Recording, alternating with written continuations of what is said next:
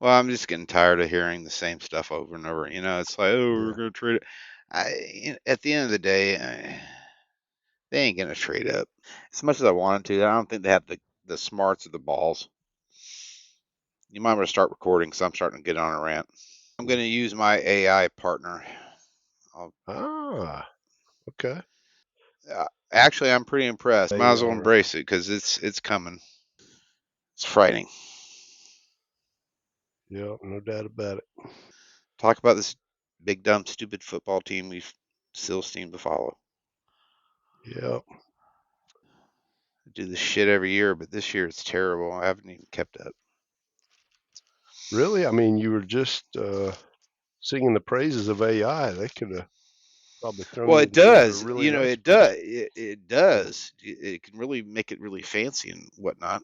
The whole Christian Parker thing just, I don't know. It seems like we were being led by the nose by this kid. I'm not saying kid, but Yeah, yeah. I mean, I kind of feel that way too. But I we've mean, talked about the last few years is how they let's be basically honest. take Let's be on the honest. ID. Yeah.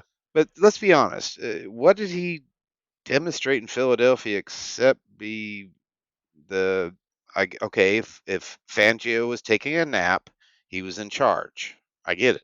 Hmm.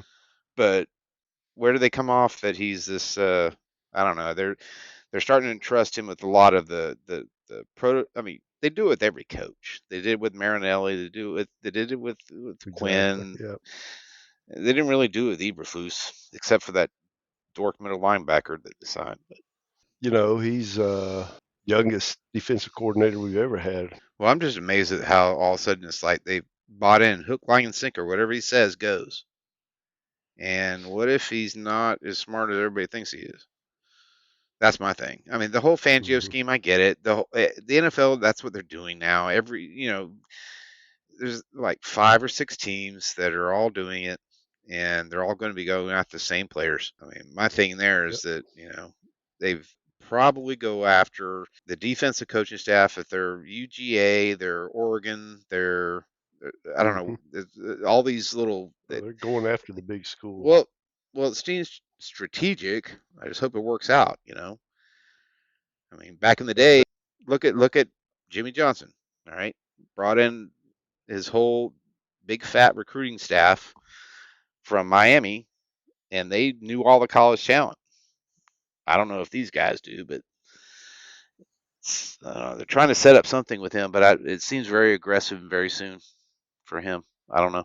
I would I'm, like to spend the first 20 minutes of our conversation talking about Keldrick Falk, if you guys don't mind. okay. We Uh, can wrap up the conversation with that as well if you'd like. That'd be a hard no. Honestly, this year's weird because you got all the trade things, you got all the, you know, are we thinking about next year's draft because it's stronger? Which it definitely is. I mean, yeah. I haven't made a big enough stink about it, but this is one of the weirdest. One of the reasons why I'm not as interested about this draft is because it's weak. I mean, you get down to 100 players and you're like, this guy's the whole nil thing's kind of fucked everything up, and I think Mhm. this is going to be what the first draft is going to show it. And if you're going to be in this draft, one thing I don't think they need to do is sit and keep their powder dry. They need to decide, okay, if you can get the deal done, then do it. But sitting there where they're at, it's not. You're going to end up with Kendrick Falk and no. So, if you remember when we traded Parsons, whatever it was, like 8 months ago, one of the first things I said was the 2027 draft is probably going to be really strong. There's a lot of value in that, and even though we got a little bit less than we should have, having 2 1s in 2027 would be amazing. Obviously, that isn't the case anymore. I mean, Yeah. Williams, I think, is still a really good player, and given the timeline and Prescott and all this, like I get it, but the first round next year will probably be really strong. But anybody saying like, oh, or making the assumption that the second and the third and the fourth, nobody has any idea what the 80th or No, not 120th really. ranked. But like the difference is the top of this class. And normally that's when people are talking, like people in the media, whatever. They're usually talking about the top 10 to 15 prospects. And this year, your best ones are Downs a safety and Love a running back, and the quarterback is like a kind of a really high level bus driver. But then you don't have like these prototypical, a height, weight at certain positions, premium positions. Next year is where that's going to come. But again, that doesn't necessarily mean, well, oh, it's going to be really strong, in the late second or the third or whatever. So to me, I think I agree with what you're probably saying, is that if they shouldn't be afraid to potentially give up like a third next year, if they can like save, without giving up 20 this year or whatever, to move up in the right situation. Yeah, that's not what I'm kind of, from my understanding, they want to keep two in this draft. And then they were so proud of themselves because they got the extra pick. Uh, you know, Osa. yeah. I mean, to me, they should be. You move up, get your one player. If you're going to give up a third next year, that's fine, but they can't be afraid to do it. That's the thing I'm scared of. They're going to stay where they're at, or they may trade down with the second pick, which is probably more likely because that's at the that end of the draft. You're going to have offensive linemen that are a big deal. The tackle thing is going to be a big deal. Uh, you know, everybody's freaking out because there's no prime players at really a lot of the positions that you need. There's no stud tackle. I mean, you got the guy from Miami. His back's going to explode, so that kind of blows up any opportunity you may have for using that as a bargaining chip. I mean, there's going to be a lot of jockeying, but it'll be with the second pick, and they can't be afraid to trade out of the first if it means getting more in this draft, this shit draft, which is fat in the middle. You got good linebackers, you got some decent safeties and stuff you could pick up in that round, corners maybe, some of that falls out of the first. But if they're sitting there saying, I have to have 2 first rounders in this draft to justify the Parsons trade, that's a problem.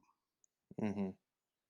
I- Yeah, I mean, I'd I think. I, I'd bail to go all the way up, or I'd bail to get out, but I can't stay put. That's the thing I'm afraid they're going to do because they're looking at certain things, certain players, certain things. The positions are going to be available. Oh, they're going to focus on corner. They're going to focus on safety. They're going to focus on edge rusher. But if they stay put, they're not going to get an edge rusher. Period. When you say bail, to trade up potentially, No, I I'm mean assuming bail to you. trade down. Either Okay. you move up or move down. They can't stay put. Yeah, I think the big thing is I do not want to give up. Uh, I'll put it this way: I don't want to only have one pick in the first like 40-ish picks.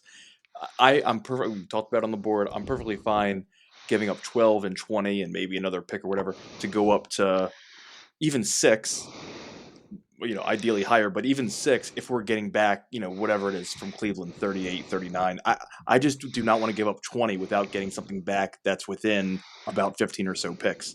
But aside from that, yeah, I think they need to be aggressive one way or the other because they're right at the cutoff given their needs, the way it's going to stack, where they could be locked out. And I mean, maybe they love Thieneman or Falk or whatever. I mean, I think Thieneman, that would be my pick if they got locked out of the top defensive prospects. I think he's going to be a really good player. But I think, especially if they don't have Bain, if they don't like Bain for whatever reason, because I think he's the most likely to fall to 12, they need to have their ducks in a row, basically, when things are happening to move up potentially to 8 or 9. Because that's the thing, everybody wants to move down, supposedly. That's why I think there are all these rumors every other day. David Bailey's going second, Arvell Reese is going second, the back and forth, back on. Like this, Jeremiah Love's going third. These are teams that just want to drum up interest. And I don't think the price would be prohibitive to go up even to like 8, if it starts falling in a certain way. So. Well, the only thing I'm worried about, the Giants are a problem because they got those 2 picks jammed in there. They can basically command what talent we can get. If they decide to go with Styles, they can get Styles. They can get Downs if they want Downs. So, the whole point there is you can't move. What are you going to do? You're going to move all the way up to 3 for Arizona? What are you going to get back? they're That's going why I to say take 8 or 9. Because like it's moving up that far is a bit ridiculous. Probably if it's well, real cheap, sure, but yeah. I don't think. Look at the Commanders. I mean, pretty much they can decide pretty much what we get because Styles is going to be gone, Downs are going to be gone, Bailey's going to be gone. So once you get to New Orleans' pick, I mean, you'll have to have the Browns staying put or something, and reaching for a tackle or something. I don't know, but I'd be surprised if Downs was gone in the top 6, 7. I think he's going to go between 8 and 10. I mean, I don't know. Washington is another team that wants to move down. They don't have a second. They traded a bunch of picks for Laramie Tunsil and so on. Marshawn Lattimore, they traded a third, I think, last year. So they need picks, and we might not trade with them because they're in the division, but it's happened in the past. So I don't know. It's going to be really unpredictable. it's just the trade down thing it's really preoccupying me. But Yeah. I just don't see how we're going to pull it off where it makes sense. From 12 or 20? 12. Yeah. No, I mean 20. We've got trade down options there, and that's where we can make some. I mean Pittsburgh, they're going to want to move. You got the Chargers, you got Eagles, and God knows what they do. Browns, they've already got. I don't know if they want to. I mean, I don't necessarily believe they want to trade down as badly as people say they do. Yeah. I'm just trying to think of ways you can get down into the round and maybe pick up, a third, but there's not a lot. Kind of hope that if Simpson doesn't get picked early, that it at least lasts till 20. Well, Simpson will last. I have no doubt in my mind, unless someone loses their damn mind, he will be around in the 20s. He will be around when we pick. But no, I mean, does Pittsburgh want him? No. The only team what you have the Cardinals and the Jets. Those are the two teams that seem to think he can be a pro quarterback or are willing to invest any money in him. The best I'm hoping for is that there's some player there that someone decides at 20 they want to give us a third is probably what it would get maybe. So I'm trying to do the math, the trade math in my head. But I mean, I don't think they have the smarts of the guts to move up and make that kind of daring move. And we're just kind of stuck. But we can't just stay at those picks. If you stay at 20, you're gonna what's going to be left with what we need is not going to fit. I'd rather just trade all the way down. I'd rather bail into the second. Then you can get your linebackers, your safeties, the Rodriguez's, the Stukes, those guys. I agree 100%. The secondary, you're going to be looking at linebacker, you're going to be looking at edge. They're going to take a tight end at one point or another. It's pretty obvious. Some point or another this draft, they will take a tight end. They've done their work. So, you're going to see I wish it would be someone running to come back in this year. What's that? I just wished it would be running back this year. It doesn't seem like it. They haven't done any work, and they're not even talking about it. It's weird. And I don't get that. It's a much bigger need than tight end. Yeah, but again, this is a bad running back draft, really bad. Like Jadarian Price should never, in a normal draft, would never be considered a borderline first round pick, but yet he is. Even Love, very, very good running back, very good player, but he's never, he's got little wear on the tires. He's a great player. Don't know, what's he going to do?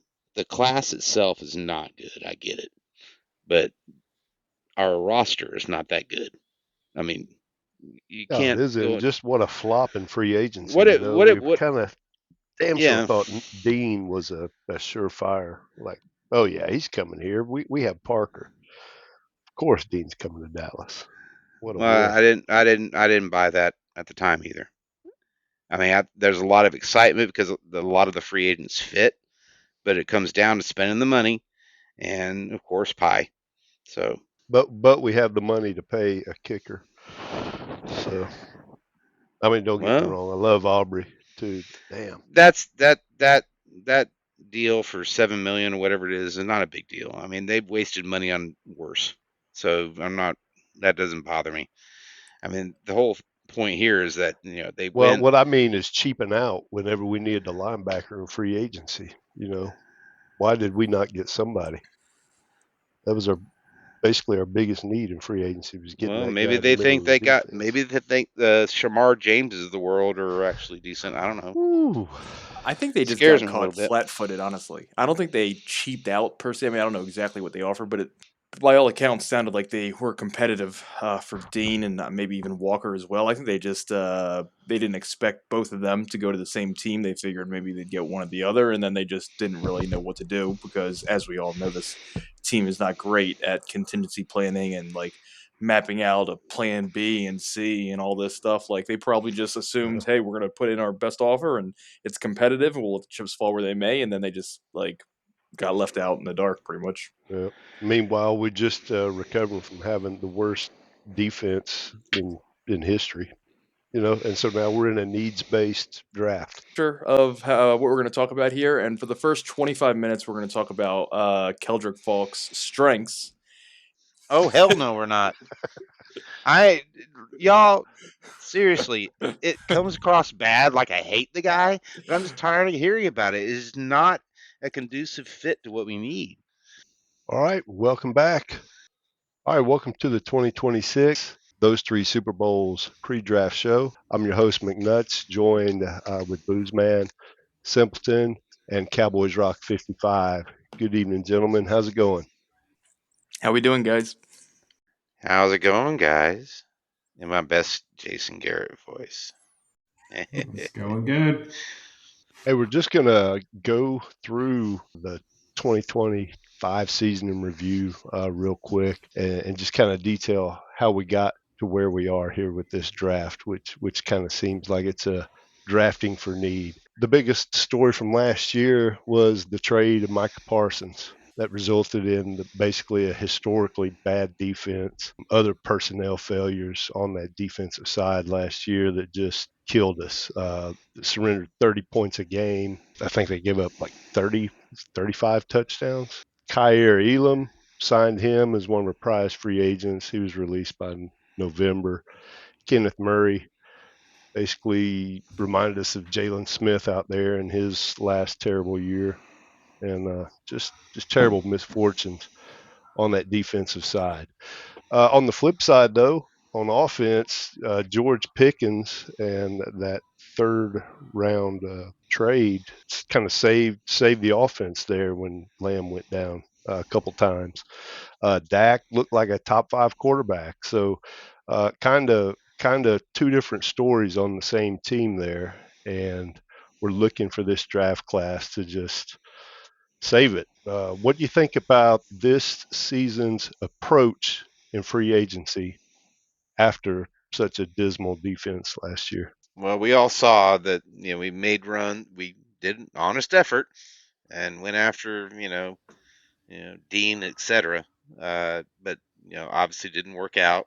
Whether or not it's we tried hard enough or not, I mean, there's a lot of things that factor into it. Maybe you just didn't want to go to Dallas. I don't know. One of the things that they are going into this draft with is they're in a position where free agency, yeah, you got a couple decent players there.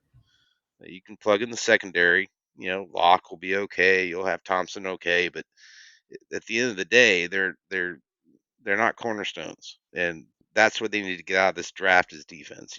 Everybody knows it. We're just caught in that position where we move up for an elite talent, or we stockpile later draft picks. My thing here is we can't stick. Hold on, we got these 2 picks for Parsons, so we can't. We can't. We got to have 2 first rounders in a bad draft like this. It's not necessarily the right way to go. Yeah, I mean, I think macro view of things, it's like baby steps with these guys, free agency and making moves. A couple of years ago, they went from doing basically nothing and doing a little, 1 year, $2 million deals. They made a couple trades for Cooks and Gilmore, and that kind of elevated them a bit. I think in 2023, we were the 2 seed. Just the reluctance to do anything of note is still there, but they're just like slowly, pushing themselves a little bit further every couple of years. Jalen Thompson obviously is one of the most expensive signings. Ironically, this team has made in the last 15 years. At safety, a position they ignored for a very long time. Most of the 2000s, 2010s, as far as high draft picks. Obviously, the focus is on secondary. Gary was a solid enough trade. They didn't give up too much. He's a capable starter, not a star, obviously, but he shores up the position a bit. But at a high level, yeah, I mean, going into 2026, the offense is what it is. We know it's really good. They're prone to some off games, some stupid mistakes, which hopefully they can clean up. As far as the unforced fumbles and fighting for an extra 2 or 3 yards and you fumble the ball, that happened way too often in the middle part of the season. Yeah, I mean, if they can just clean that stuff up, the defense doesn't have to be great to compete. Talking about cornerstones, I don't know how likely it is to get depending on what we think a cornerstone is at the 12th pick, which is I guess the value in trading up, but then we're still talking about an inside linebacker or safety and these sorts of things, unless we're going all the way up for a Reese or a Bailey. So, I mean, it's a weird thing because I feel pretty confident that the defense is going to be decent enough, just based on they made some solid signings in the secondary. I assume they're going to do something inside linebacker. Gary is a capable enough starter. We have Quinnen Williams for a full season. He's better than any defensive player we had on the roster last year. I mean, overall, I think we're going to be competitive. The question is, are they going to do enough to actually push themselves into like top 2 or 3 in the NFC? That's where I think they're probably going to fall short. I was definitely disappointed. I mean, I think we did a lot to work on the secondary, but it's hard because we're still sitting here looking at 50 billion corners for the draft, and it's kind of like you sign a starting safety, you sign a starting corner, and you still don't feel like you've even solved that one problem. And we added Gary, who's a nice pass rusher, but we still just lack a difference maker in the front seven beyond Quinnen Williams. And I love having a great defensive tackle, but I don't know that he can do it all on his own. I mean, we saw what happened last year with him. He was a great player, but it really, in the end, didn't make enough of a difference to really impact our defense for more than a few games. And we need to find impact guys in the draft. I don't know how to do that beyond just finding the best defensive players possible. I hope they fall to us. One thing I'll say about the defensive talent, I mean, I agree with what you said. As far as, we need more. It's not overwhelming by any means. But, what I'm about to say is 100% reliant on the coaching being like next level, which probably is not going to be the case with Parker. He's probably going to be, I would assume, good or very good, but he's not going to be as good as Mike Macdonald. But when you look at Seattle's defensive roster, like their talent is not quite what Houston has, not quite what Denver has, but it was, I mean, especially in the playoffs and later in the season, overwhelming. I mean, the way they played, they basically carried them to the Super Bowl. And in the Super Bowl, their offense did barely anything and their defense was completely dominant. And you look at the roster, their linebackers are complete jags. They have some talent on the defensive line, but it's not overwhelming necessarily. I mean, their two best edge rushers were DeMarcus Lawrence, obviously you know him well, and Nwosu, who was like a solid 6-ish, 7 sack a year guy. Byron Murphy and Leonard Williams are really good, but Quinnen Williams and Kenny Clark are also really good. And the secondary, they have some nice talent, but Eamon Wari was a second-round pick, and the way they used him was very scheme specific. Like Eamon Wari would not have been a star playing in any scheme. I think a lot of that had to do with Macdonald. Witherspoon is a really good talent, but like their talent was not overwhelming. And I don't think you necessarily need overwhelming talent, especially if you have a really capable offense. I don't know. Obviously, you want to have the more talent, the better. But I think the real goal, at least going into 2026, should be like not having any porous holes where you're just like completely blowing coverages, leaving guys open by 15, 20 yards.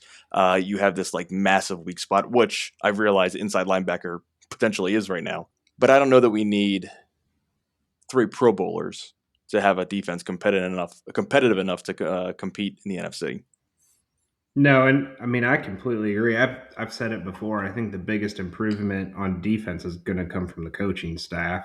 Obviously, Eberflus was bottom of the barrel bad. I mean, if we've got a good defensive coordinator, I think that has a bigger impact probably than any of the additions we've made in free agency. We just can't leave glaring holes anymore, and I'd like to have a star pass rusher somewhere, but that's stuff that we can still address in the draft. And I don't know. I think we all probably can foresee there's a possibility of a trade after the draft. I don't think there is. I think that is a pipe dream to think that we're gonna go ahead, come out of this draft, and then go ahead and start sending picks for next year. First of all, that would be foolish. Next year's draft is much stronger. You have to concentrate on this draft and not think, oh, well, I can get it after the draft. You're not going to be in a good position to make a good trade. And if someone's giving away a player at that point, like Brooks, then if they're so good, why are they available? Except we do it every year. But I mean, come on. Depending on how their draft goes, yeah. No, they're in a position where, yeah, it's partially fire sale, but they're set right now.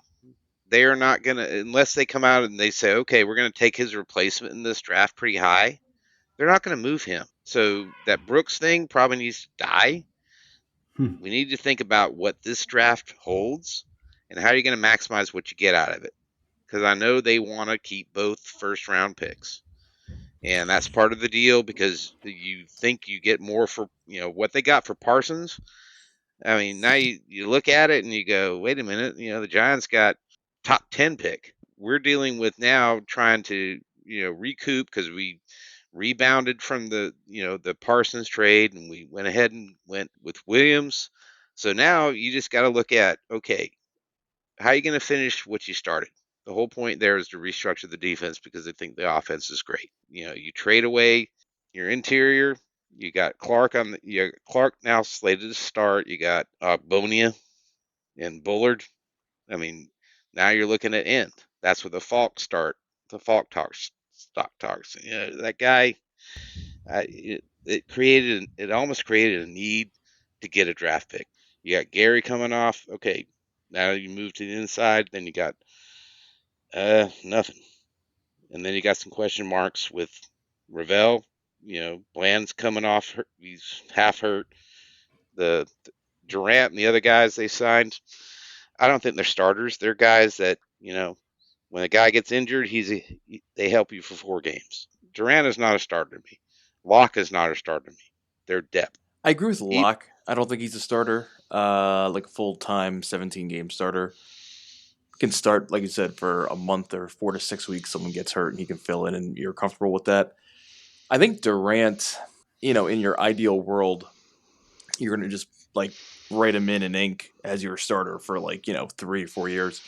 But I do think, he was the Rams' best cornerback last year, and they got beat up a bit in the playoffs. But I went back and watched him against Seattle in the regular season and in the playoffs, and they locked up Seattle's offense both times in the regular season. And I think really what happened is that Seattle just, it was at Seattle, the NFC Championship game.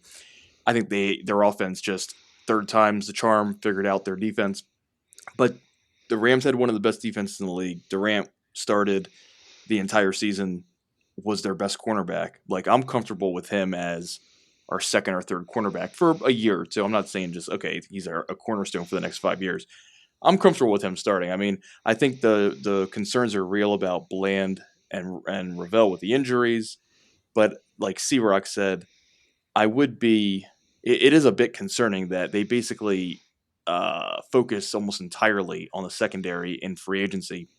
And then seemingly defensive back is still arguably the top priority in the draft, which, I get it with Parker and the secondary and everything, but and if Delane is there at 12, I think it's a no-brainer because he's almost certainly going to be the best player available. But if you're sitting there at 20, and even though I really like Chris Johnson, Colton Hood, the whole thing, if you have the option to trade back and move to 35, 30, whatever it is, and get more value while still being able to get, CJ Allen, Rodriguez, Hill, etc., and fill a glaring need, why would you take the cornerback at 20 as opposed to that. So that's where my concern would come in if we just sit there and say, oh, okay, we're going to take, whoever at 12, not a defensive back, and then take a corner at 20 and then just sit on their hands until 92.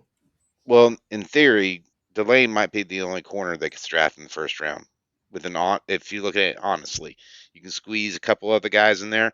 The whole thing about Hood, he's good enough, but I wouldn't spend pick number 20 on a guy like that. You're spending pick 20 in a bad draft. That's not the way I would go. You got McCoy. You can't even think about burning it with if the guy needs a knee plug or whatever they called it. And Chris Johnson, I like the player. I love the player. I like Pons. I like, Keontae Scott. Once you get to that point, and then you're talking about 70, 80 players in, you're pretty much out. As the corner game is not strong this year, so they may end up going just like they are right now, and maybe get a toolsy safety type player. That's where you're looking at. Hey, maybe we look at Stukes, or you look at that slot corner position they want. But I to pick a corner, if I'm stuck there at 20, I like Johnson, but I'm not doing that. Yeah, there's just a lot of moving parts, and I think moving down from 12, anything can happen, of course, but I think 20 is a spot. If you look at the needs of like the teams around us and like where the strengths are in the in the first round and at what point, I think wide receiver and offensive tackle are going to be like the positions where there's a potentially a bit of a run around the middle of the round, and then there are then exactly tackle's probably the biggest one. Then there are a lot of teams behind us who need tackles. So I could easily see someone like San Francisco or Houston wanting to jump in front of like the Eagles and the Chargers to 20. So like the point is I wouldn't blame them, of course, for taking Delane at 12. Probably the BPA. I get it. Great. I mean, I like him a lot. I'd be very happy with it.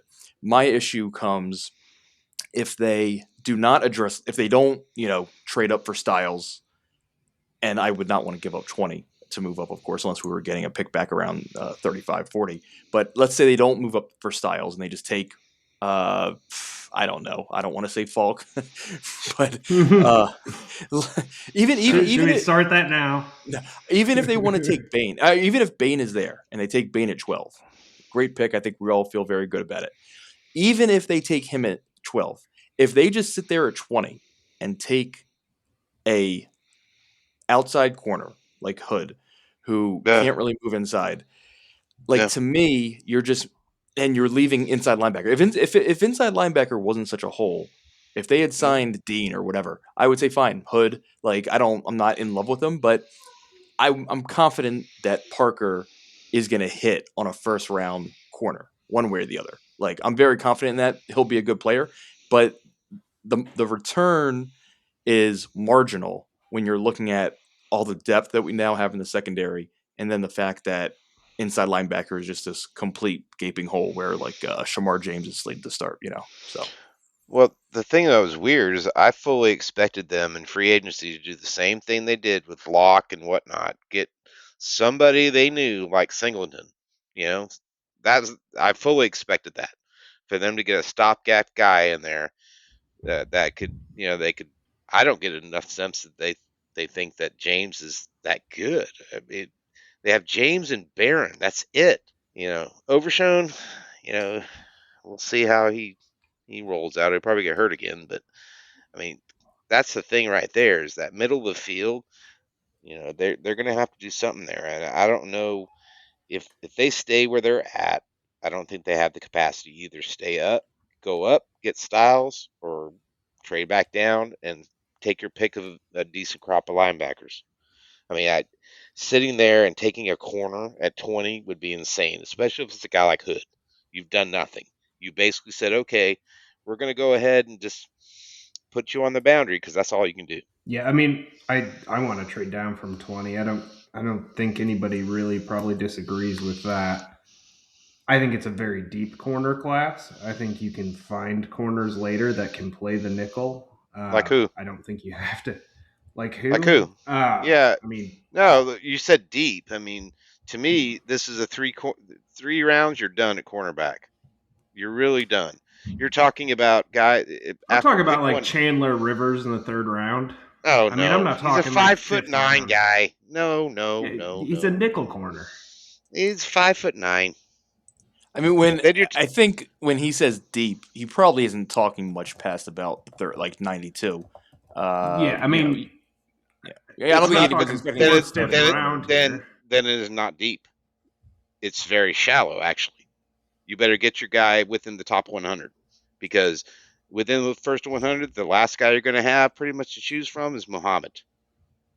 Because you got all these other guys you're talking about, Terrell, the kid from South Carolina. You got Pons, all those guys. They're going to get snapped up in the first 50 to 75 picks. You know, and that's Devin why it's Moore, kind of maybe. You got Latrell McCutcheon. Then you get deeper. And by the time you get to 150, you're talking about the kid from, Stephen F. Austin. I'm not counting on anybody in the fifth round to do much. Although I do think you can find some good linebackers in the fifth. Well, we found when you get Deron there. Bland then, didn't we? We did, But this is and I had the whole no point. idea who Bland was when we drafted him. But look, I mean, that was a much deeper draft. I mean, you get down to outside the top 100, the corners are dry, and that's the bad thing. We have a need, but we don't. You know what I mean? That's why you need. I mean, they need. I know, like it's so easy to say, and we've all been saying it, but like they really, really do need to move down from 20, Yep. depending on exactly how it goes and all that. But yeah, there's just no two ways around it because there's a lot of value between 40 and 80 that I don't want to say we're completely miss on, but having two picks, between 30 and 60 or 30 and I guess So like let me ask you 75. this: Yeah. Where do you think like Will Lee will go? In that 440. range. Yeah. Yeah, You think Lee- you don't think he'll make it to the fourth? maybe not. He's one of it depends on how the run at corner goes. I mean, Those are the guys I guess that I think of as third round, fourth round that I think. well, can yeah, be but really good corners initially. in a normal year, are they the guys we're talking about? They're not. They're really not. And that's the thing about this class is so weird with nil and all of this stuff. Everybody's trying to figure it out. You're going to have to find the overage players that are coming out now that have been hanging around for 5 years because of COVID. They're all beat up. So you have to look at a lot of different things. When I'm starting to look at if I want a cornerback, then yeah, maybe I could look for more of a toolsy guy, not a boundary guy. Stukes, the guy's growing on me. I mean, that might be your plan B because you can't go up and get likes of a Downs. I really like Abney too. I mean, there's a lot of corners I could talk about. Yeah, he's a good corner. But again, we're sitting there, we're talking about what we need. I mean, if I'm taking a corner in this, you can't just take a corner, because this is not the draft to do it at all. If you're talking about pick 20 and you're going to go, okay, I'm going to take a pretty good guy like Chris Johnson, who in a normal year would probably be a solid second round pick. No. And See, that's what I'm I going to take the one need guy. Hood's he's your cross your fingers. He seems okay, but I'm not taking him at 20. Seems like your second round general. Yeah, corner. yeah. And you see that kind of players. Again, we're talking about pedigree. Spending that lot of first round corners actually suck. But I mean, I don't know. It's just it's hard to figure out. But what they need to be is very focused on what that player can do. If that player can do more than two things, yes, slot, outside, inside. That's exactly the big thing here. So, and we touched on this earlier about how Dallas basically leans on their defensive coordinators to basically project who they need to draft. Parker said in his introductory press conference that nickel quarterback is basically the most important position in his defense. Where are they going to get that guy? I mean, has he identified that guy? And if so, you just got to believe that whoever he's identified, that's who they're going to be going after. So that makes me a little nervous, especially with the Well, first rounders to wheel and deal with. well, we've been a slave to whoever our defensive coordinator has been since forever. The offense usually figures itself out somehow, but it depends. You get Marinelli doing his quick twitch thing. You got, you know, Eberflus wasn't really around long enough, but you had Quinn's style. Now you look at, what we're dealing with Parker. I ain't gonna lie. I'm not part of the cult. I don't think he's going to be an instant answer. He's going to struggle sometimes. He's never coached a defense on a field. The fact that he's expected to walk in, be the, talent judge and everything else, and coach him on the field, we'll see. Yeah, I think this is something that it's bothered me for years. The fact that the front office has no organizationally has no philosophy on how to build a defense. Like you can tell, obviously certain organizations, and the coaches always have an impact, and it varies based on the coaches. But there are some organizations that you can just tell, they believe certain things about how a defense should be built. And with us, it's like offensively, regardless of who our coaches or anything else, I think 10 years from now, whoever our coach is, I think we're still going to prioritize the offensive line. And that goes all the way back to the 90s, and then with Garrett kind of revitalizing the success that we had. So whether they've stumbled into it and whether it's misguided or they over-index on it, we could argue that. But organizationally, it feels like they have a philosophy on offense to some extent. Defensively, they're just blowing in the wind. Whoever the defensive coordinator is, if they instill confidence, if the front office is confident in them and believes that they know what they're talking about and that they're a capable coordinator, they'll just let them have their run of things. And that's, I think, what we're probably going to see here, which in the secondary, I'm comfortable with. I'm 100% comfortable with the secondary, especially cornerback. That's why I can say on one hand, Hood at 20, I don't think is a great pick necessarily if we can't take care of inside linebacker without trading down. But I also am confident that he's going to be a good player because Parker has a track record. It's not even just Philadelphia with DeJean and Mitchell, but also in Denver. I think it was McMillan, their slot cornerback, who I think is one of the best slot cornerbacks in the league right now. He was an undrafted free agent under Parker, became like a starting slot. I think Parker's second year or whatever in Denver.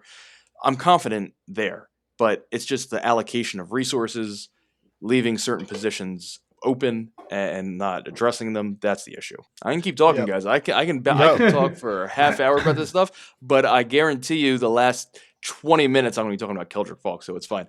But another thing that I've been kind of kicking around in my head is I wonder if they value Arvell Reese over Bailey, and it doesn't really matter because one of them's going to go too. But I just wonder if they might be more likely to trade up if Reese falls to 4 or 5 because he could kind of cover you at inside linebacker as well. I mean, that's where he played primarily at Ohio State. I don't think it's exactly, he's going to be a pure inside linebacker. It's the pass rush and the added value there.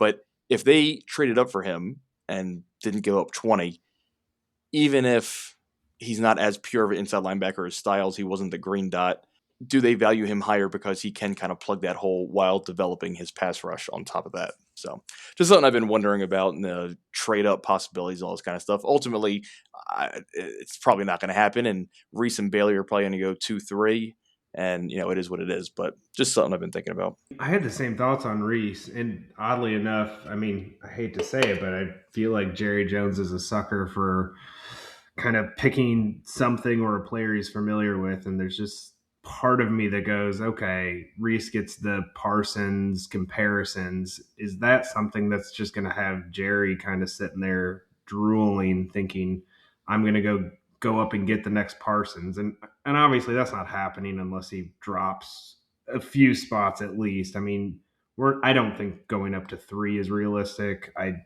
think 6 is probably as high as we're going, and I don't think Reese makes it to 6. But if he did, I think Jerry would jump at the chance to put him in front of the world and say, I just got the next Micah Parsons.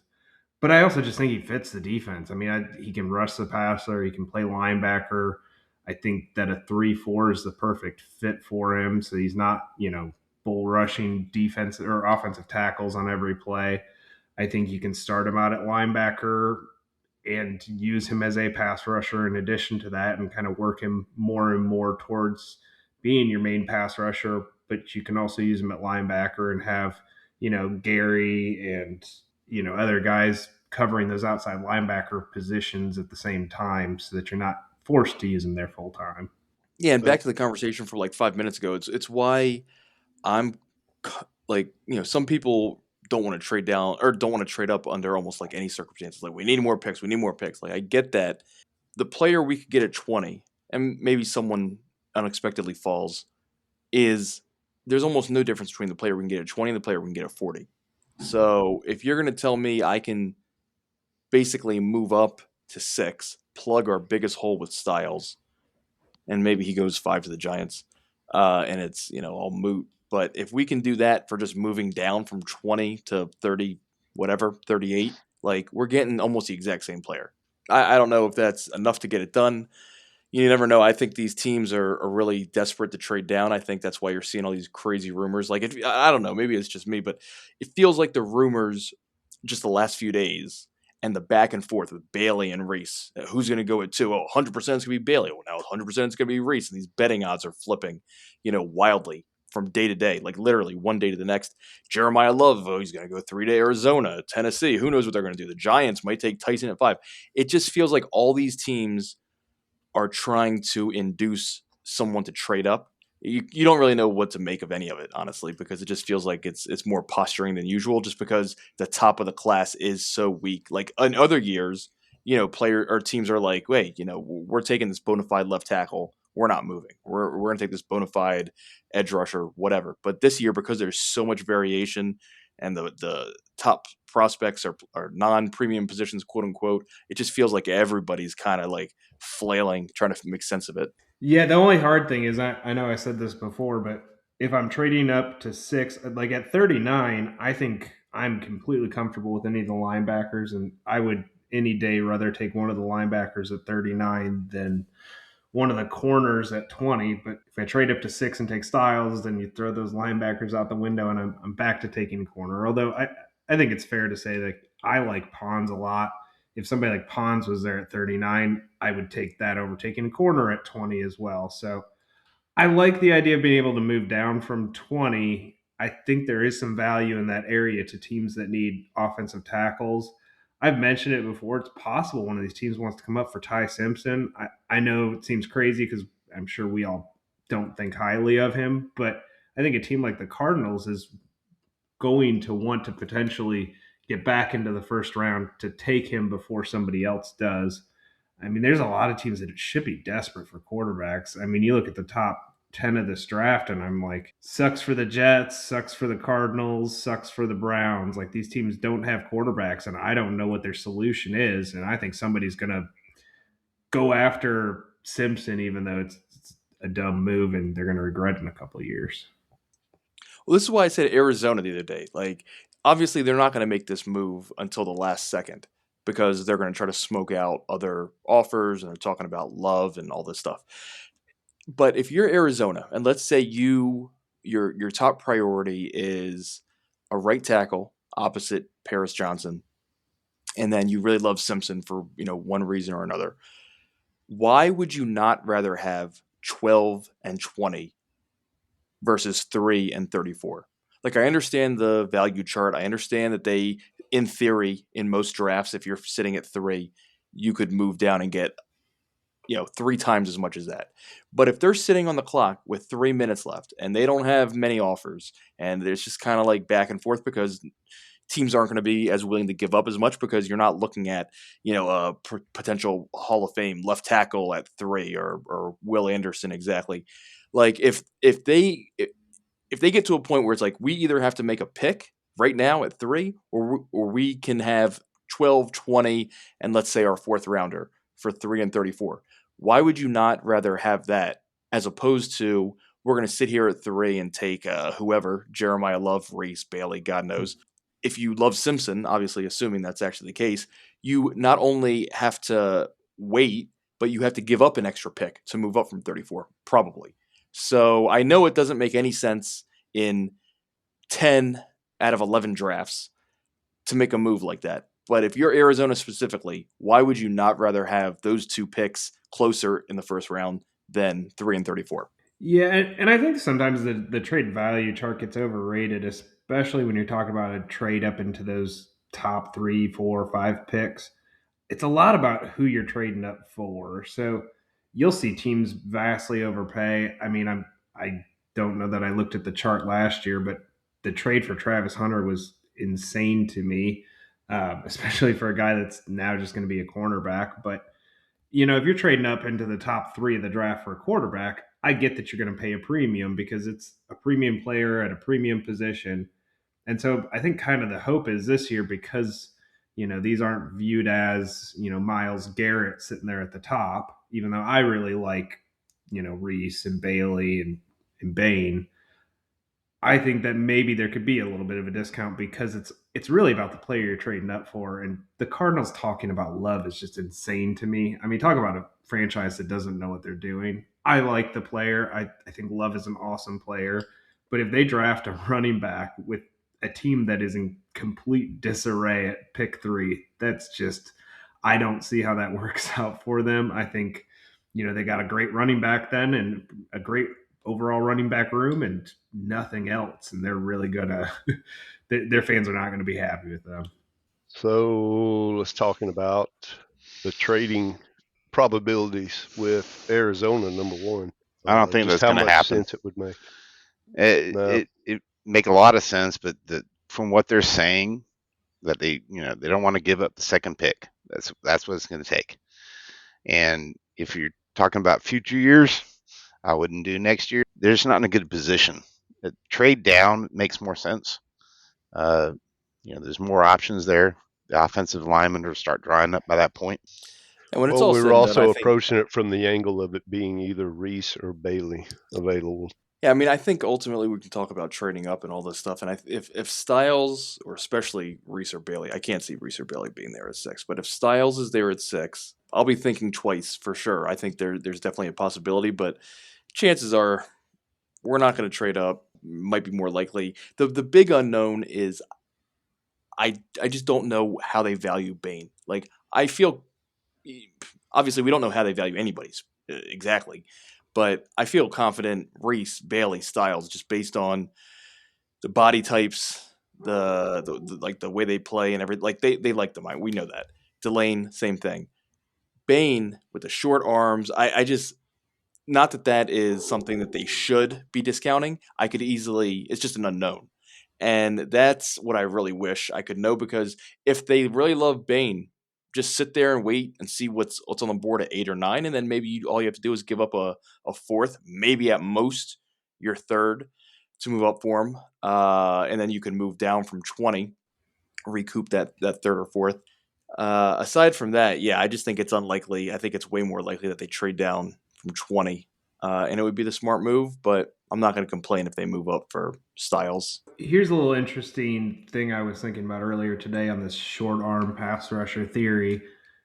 We don't really know ultimately. I mean, that's just the fact of the matter. But I mean, we brought Cassius Howell in for a 30 visit. And I'm not saying they even like Cassius Howell that much, but it just seems odd to me if they've got this bright line of, we're not going to take a short armed pass rusher. I mean, Cassius Howell's more short armed than Bain is. And we used a 30 pick on, or a 30 visit on him. So if your thought process as a team is, we don't like guys with short arms, why would you bring him in then? I mean, they knew the length of his arms before he came in for the visit. You'd think they'd just cross him off the list and move to somebody else. So Well, I don't know that they hate short armed pass rushers. Well, Howell is not exactly the belle of the ball. Look at all the visits and whatnot. He hasn't been a guy that's got a lot of attention. Maybe they looked at him. I really don't think, I would hope he's not even a consideration at 20. Kind of looking at who might be available maybe later. That's what I would hope they're doing with that. Because if they look to him and say, "Oh yeah, he's top 20 player in this draft," then they're wrong. I get the theory that the logic that he's pointing out. Like, if you have no interest in like these outliers, why would you even bother bringing Howell in for a 30? Why would not use it on someone else? So using that, if that's the case, and they did bring him in, and they're not bothered by it, they would then not be bothered by Bane as well, presumably. I have no clue, but to me, that's the big unknown because given the Tyson thing, given how I think the offensive line stuff is going to sort out, I think I don't have my gut for whatever reason is telling me that Miami I think is going to prioritize the lines. Like when it comes down to it, I think they're a decent bet to go offensive line one way or the other with Ione or one of the tackles. But like with how it is, you look at it, there's 6 premium defensive players that we all like. So that means we pick 12. That means you need 6. We know no other defense player is going to go. I mean, I, I think someone threw out booze, maybe the Falk to Miami possibility or whatever. Who knows? God bless if it happens. But if we want one of those 6 players to fall to 12, we probably need 6 offensive players to go in the top 11. And so we have Mendoza, we have Love, we have Tate, and seemingly I think Tyson is almost a lock to go top 11 at this point, top 10 probably. You're going to have an offensive lineman. All we really need is one more offensive lineman. So it makes a big difference if Bane is like a consideration or not. Because if he's not, there's almost no chance. Like Downs or Delane falling to 12, maybe it seems unlikely. But if you do like Bane, you value him like that, I think you can afford to wait until 8, 9. The Giants are sitting there at 10. And I think that would be the time to potentially pounce based on how the board went. But if you're sitting there at 9 and Bane, Downs, and Delane are all there, be my guest to wait it out. You're going to bet that, the 3 of them aren't going to go 9, 10, 11. They might, who knows. But something tells me Kansas City is another team that is going to value offensive line. Mahomes got beat up last year. Their offense has been a bit of a mess. Right tackle, they took Simmons last year at left tackle, and he played well when he played, but he's kind of in and out of the lineup. Right tackle is a bit of a mess. I could easily see them going right tackle. So I'm also looking at, we're talking about Arizona trading down. Obviously we're going to talk about the possibility of the Cowboys trading down, but I would love it if they traded down with New Orleans or Kansas City, because that would mean, or basically anybody, I guess, because if Arizona trades down and they end up picking at 8, 9, they're almost certainly going to go offensive tackle. So whoever they traded down with is sitting at 3. They're going to take Bailey or Reese, whatever it is. You're locking in one of those offensive linemen in the top 12. So we'll see. I don't know. That's the big unknown, because if you don't like Bane, I think your options are going to be limited, and you're going to have to start looking elsewhere. And that's maybe where the Thieneman, Falk, or whatever else talk is coming from. The Saints, the Chiefs, those are the 2 teams that, I don't think we can pull off anything with Arizona. They're going to want too much. But those are the 2 teams that may be willing to move a few spots, especially the Chiefs. The Giants, maybe they'll take a tackle. Miami might take a tackle. If we move up, maybe it's for, the fact that we have 2 picks and they're determined to keep both. That's what they said. We're kind of locked in there. It's going to be a strange one, I think, for sure. I hope the parts and stuff doesn't like factor in where they're like, oh, well, we really want to show all the value that we got out of the trade and blah, blah, Well, blah. that absolutely is part of the equation. Yeah, there's no question that's part of the equation. I mean, come on. They love to snap their suspenders about this trade, but little by little, it's whittling down to not a lot. And they invested in Williams. Then my thing here is either either aim high or bail. They can't just sit there. I've said it over and over this whole time. They just can't. They got to be ready to move one way or the other. I said something to that effect, like, I don't know, a couple days or a week ago. Like, they can't just sit on their hands at 12 in particular. Oh, well, really at both picks. But at 12, trading up potentially, you can trade down, of course, as well. But they have to be, with 2 picks so close together, And with so many moving parts to all this stuff, and just given the fact that at 12 we're kind of sitting at the spot where we might get locked out of the top 6 defensive players. If they don't love Bane, maybe we're only talking 5. But then you're sitting at 20, and it's only a couple picks later. It's not ideally situated for our needs as far as inside linebacker and so on and so forth. You're kind of like, you get this almost the same caliber cornerback at 40 as you can at 20 and blah, blah, blah. But given then especially how there might be a run on receiver, on offensive tackle, like if they just kind of clam up and sit there and like, you're just going to make our picks, that's the worst thing they could do. And, how much faith you have in them is up to you, but yeah. I think ultimately, one way or another, we're all advocating moving down from 20. It's just whether the resources of that move down from 20 moves pick 12 up higher, or if it moves, gets you extra picks in the top 100 of this draft. So in the long run, I think everybody views 20 as a piece that needs to be moved. And I hope the Cowboys agree with me, but that's where your Keldrick Folk comes in, and suddenly I'm turning my TV off for the night. Who do you guys want at 12 if the top 6 defensive players are gone? I mean, I think I know the answer. I'm curious to see what you guys say. We can't move down. Okay, the top. Basically, who's your 7th best defensive player? Yeah. Or offense if you're going to go that way, but I don't think that's probably anybody's desire. If you're talking about literally the 7th ranked defensive player. Yep. More or less, unless you want to take a, receiver or tackle or whatever, offensive tackle. On the way I rank them, once you get down to 6, then you're done. Then you're talking about Peter Woods. You're talking about Messidor. You're talking about Thieneman. Actually, I put higher than that. He'd be the last of the Mohicans for me. TJ Parker. I mean, if I had to, can't trade down, which is so is Bane. Bane's not there; he's gone. Top 6 are all. Then maybe I do Tyson if he's there. I mean, you can't. I mean, I can't see a guy. Once you get past Delane, who probably like 10th or so, you're done. I mean, and it's at that literally point, we're done. on the phone with somebody trying to trade Pickens. Get us that ain't happening. That whole thing with the Tyson thing, the rumors with that, that really bothers me. If that's even a thought process, I mean, they should have locked the guy up or just let him play out, but say, okay, we're going to take one of our highest picks we've had in years, and we're going to make it for a receiver. Todd Archer, I don't know what he was thinking, but I guess he was going PPA. I don't know. Well, and I did point out earlier, there were 2 people that basically nailed the Booker pick last year. It was Doesn't matter. And Archer. Different draft. Different draft. Archer, they're not plugged in any more than anybody else is in a year. Different draft. Those are the 2 guys. Good guess. Those are the 2 guys. Well, that would piss me off to immense degrees.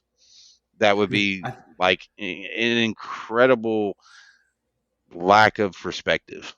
I mean, you can't. It would be stupid. It would be stupid, honestly. The league is literally on a year-to-year basis now. It's not like, you can get this guy and you have him for 4 or 5 years. You do that for cornerstones because you're not going to. I mean, you just can't. And that's the bad thing about this draft is I've said it all along. I don't like it. It just doesn't fit the things we need. It has good players where we need them, but not how we have the resources. Yeah, I mean, so C-Rock brought up the Lamb situation, and I know this isn't exactly, but I generally agree. You should go where the talent takes you. But to me, Tyson, especially when you factor in the injuries and he missed time, how much time he missed in college, we're at 12. What you want to say? He's the 8th best prospect in the class, maybe 7th, something like that. Like that's not enough value for me to pass up. Like the 15th overall prospect at an actual position, on defense, basically, especially when we're talking about a position where we probably have the best receiver duo in the league. And then Flournoy is, he looked like he could even be a capable wide receiver 2 for a month if he had to be. I Like, think Flournoy, we may be overestimating him just a smidge. he's a good 3. I think he's a good 3. I mean, I think he showed that pretty comfortably last year. I mean, Pickens went out against Detroit. He tore him up we a were throwing the bit. ball because you couldn't stop anybody. So of course you're going to Well, have a productive fourth wide receiver. yeah, You but know, he- that's the other thing that bothers me a little bit about the offensive production last year. It was so awesome, and all we need to do is get better on defense. Well, maybe that production was a product of the fact that teams knew our defense can stop us. So who cares? You know, I don't buy that. I mean, I do. no, We'll see. it's We'll see. there are weak spots on the offense, but there were plenty of games last year where they played top tier defenses, came back against the Eagles. I know the Eagles are in a funk, whatever, but you come back against the Eagles defense, you beat the Chiefs. Chiefs had an elite defense. Chargers had a really good defense, put up 17 on them in the first half. The Vikings, they weren't playing for much, but their defense played really well down the stretch. We had about 17 points at halftime, and it's like most of the time, there are some games I get what you're saying where we were down and put up kind of garbage time stats, but yeah, no, I don't see it. Like, I think offensive tackle could be a big issue, which is why I could argue if they took Fano at 12, 100 million%, I'm taking Fano over Tyson. Like, that's not even a question. Tyson would be so unbelievably stupid. Like, to answer my own question, who would I take if those top 6 defensive players were gone? And I can't trade down, I'm taking Thieneman. I think he's very high floor, but Yeah. the combine testing was opened my eyes a bit. I liked him at 20 before, but when I saw that, running a sub 4.4, he has really good instincts. He can move around, versatility in terms of like a little bit in the slide. He can play deep. He can do different things. He's a good tackler. I'm not taking Tyson no matter what. I mean, obviously, I guess Thieneman, you could conjure up a scenario where he's gone too, and this and this and this, but like, I'm taking Fano over him because Terrence Steele is a jackass, and Guyton, but they're who not. knows? But they're not. But Yeah. they're not going to move on from him. They're just not. They're not going to take Fano and decide, still, we're going to get rid of you finally. No, they're going to try to make way with their offense. To me, it would be incredible if they took a starting left tackle in the first round. That would show incredible. It's BPA, but the defense can't be ignored. You can't. You just can't. Because pick 20 is not going to solve it for you. So you're caught. You're dead. You're in a bad spot. So you can't stick and to a just to be BPA clear, at that point. I don't think we're actually going to take Tyson. I stir the pot with it a little bit. I really like the player, but ultimately, I think the Cowboys like him, but I don't think they're going to take him. And Thieneman is probably the guy I would take as my 7th ranked defensive player. I wouldn't. I'd be okay with I that. like him a lot. I wouldn't be surprised if the Tyson stuff was our version, the Cowboys version of these little mind games that are going on with this class, because the Rams are picking 13, and Well, they like him. presumably they're going to Why? take I a mean, receiver. So, like, I could see that being their way of, because given how much they've talked about defense, and Steven at the combine or whatever it was 2-3 months ago, basically almost flat out saying, we have 2 picks to spend on the defense, whatever. Like, I can't see it. And first of all, I don't even think he's going to be there. I think he's going to go top 10. There's too many teams that are interested in him, unless that's all complete smoke. But even before the last few days, I thought the Saints were probably a team that could go receiver. If Tate is gone, Tyson would make sense. They need a bigger receiver with Olave. They literally don't have another receiver aside from him. Kansas City, I think, would make a lot of sense. The Giants are supposedly one of the most interested, and they have 2 picks in the top 10. Like, I don't even think he's going to be there to begin with. Even if he is, I don't think we're going to take him. It would just be too ridiculous. Like, with how much you have invested at receiver. And then on top of that, you would hope that there would be some situational awareness from the team. Like, we don't want to antagonize this situation with Pickens and make it into an even bigger story than it already is. And what's the best way to do that? Taking a receiver with your first pick. Unless they have something lined up to move Pickens within, during the draft or within a week or so, like, it's just too ridiculous. I can't even really entertain it as a real possibility. If something was going on with Pickens, I would have imagined there would at least be a little bit of whisper of some sort of interest, talks, anything. I mean, it's just been complete dead. Nobody's really talked to him that anybody's Yeah, heard of. that's not even a consideration. I mean, he's playing get along game with Lamb. He'll be there next year, and they'll have to figure it out. And they got the best, third wide receiver in the league in Flournoy, then they should be set. I don't see the reason that would be, a complete luxury pick. And I hate to say it, even tackle would be a luxury pick just because, they've invested so much in that offensive line. And you got to think about it. They're going to start thinking about money. They're going to think about, okay, we got this tied up. They're going to look at where they can allocate the resource best. And Let's not forget Bass. Let's not forget Bass. Like, if one of the tackles goes to shit, they're obviously doing some level of contingency planning as far as potentially moving Tyler Smith to left tackle. They gave Bass the big tender. I agree that it would be a luxury pick. It would just make a lot more sense than wide receiver, because wide receiver is probably the strongest position on the entire team and the most expensive, whereas tackle is basically our only weakness offensively. So if you're going to say, fuck it, I'm going offense here, at least take the position where we're weak, not like the position where we're literally strongest. So I think they're very, very confident in the offense. Maybe even a little overconfident. What if Williams goes down, twists his ankle? You got Jaden Blue? All right, then. That's why I running back to me. It's a bad running back class, though, so it's really not worth talking about. I mean, you can get two someone, guys, you can get someone between maybe 92 and 112 between our third and our fourth round picks. If we don't add any more, I would say Emmett Johnson, Singleton, Jonah Coleman, Katron Allen. Those guys in a normal draft wouldn't even be noticed. They'd be fifth round picks and they're afterthoughts. I mean, no, I'm talking fourth round. I'm not talking. We don't need someone that's like. I wouldn't invest in a running back in the fourth round, not if the other defensive needs, but they apparently can't fill because we got too many needs and not enough picks. Well, you already told us that there's nobody good in the fourth round and beyond. So, I mean, who cares what we pick at that point? Well, then don't do it. Just don't pick. No, I mean, my thing with running back is just we missed the boat. I wouldn't waste a fourth rounder on a Coleman, maybe a Washington, maybe. After that, it's bad. It's really bad. It's weak. It is weak. This whole draft is like that. Once you get past player 100, it's like, holy crapola. It's bad. And, then you're looking at gadget guys, okay? So then you look at, there aren't even a lot of those type of running backs here. They're all workhorses. The guy from Wake Forest, he's kind of nifty or whatever. Heisenreich, the guy from Navy. Navy. Yeah, they're saying he's a new McCaffrey, whatever. Just because he's white. No, but sir, I disagree.